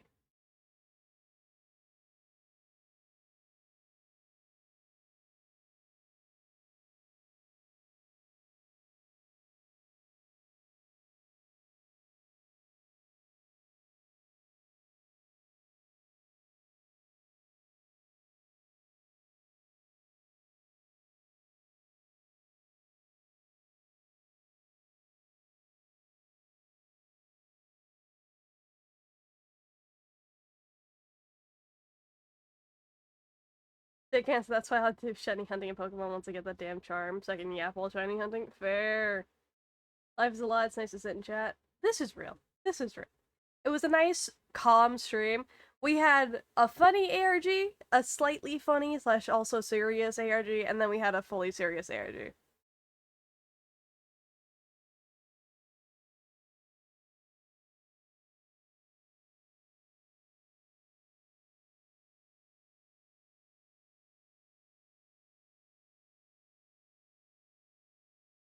But yeah, I believe I'm going to end stream. Let's see who I can drop y'all off at.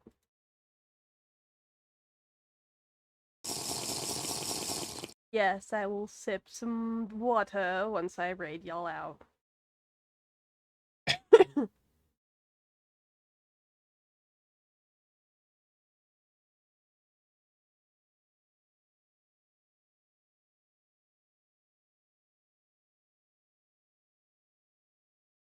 I don't know who to drop y'all off at.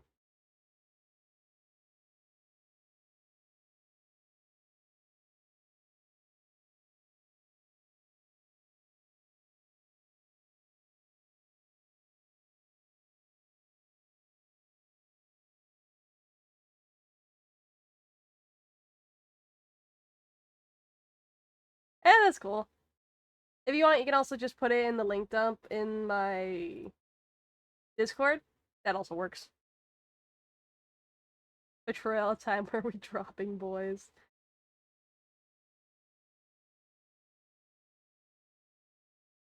I will drop you.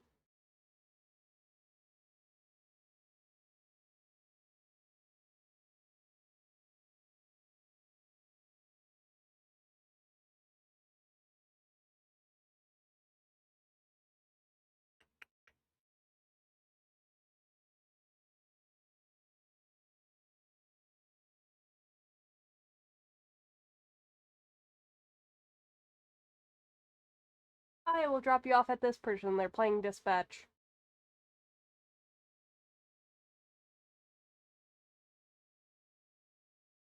That is what the link dump is for.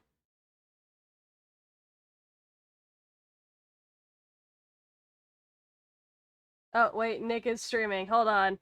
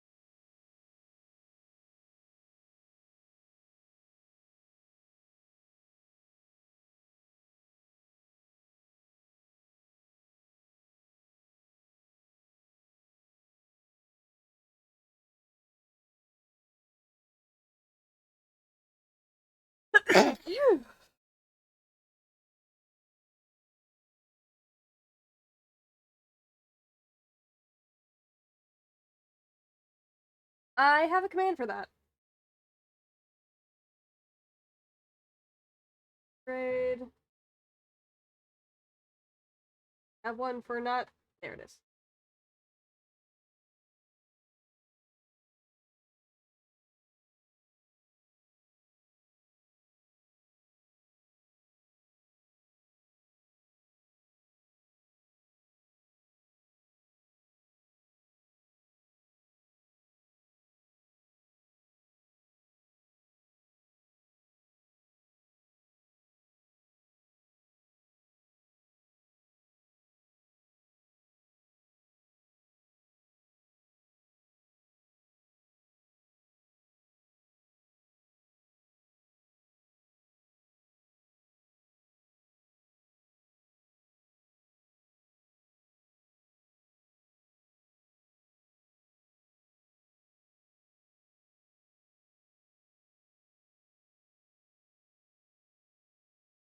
Thank you.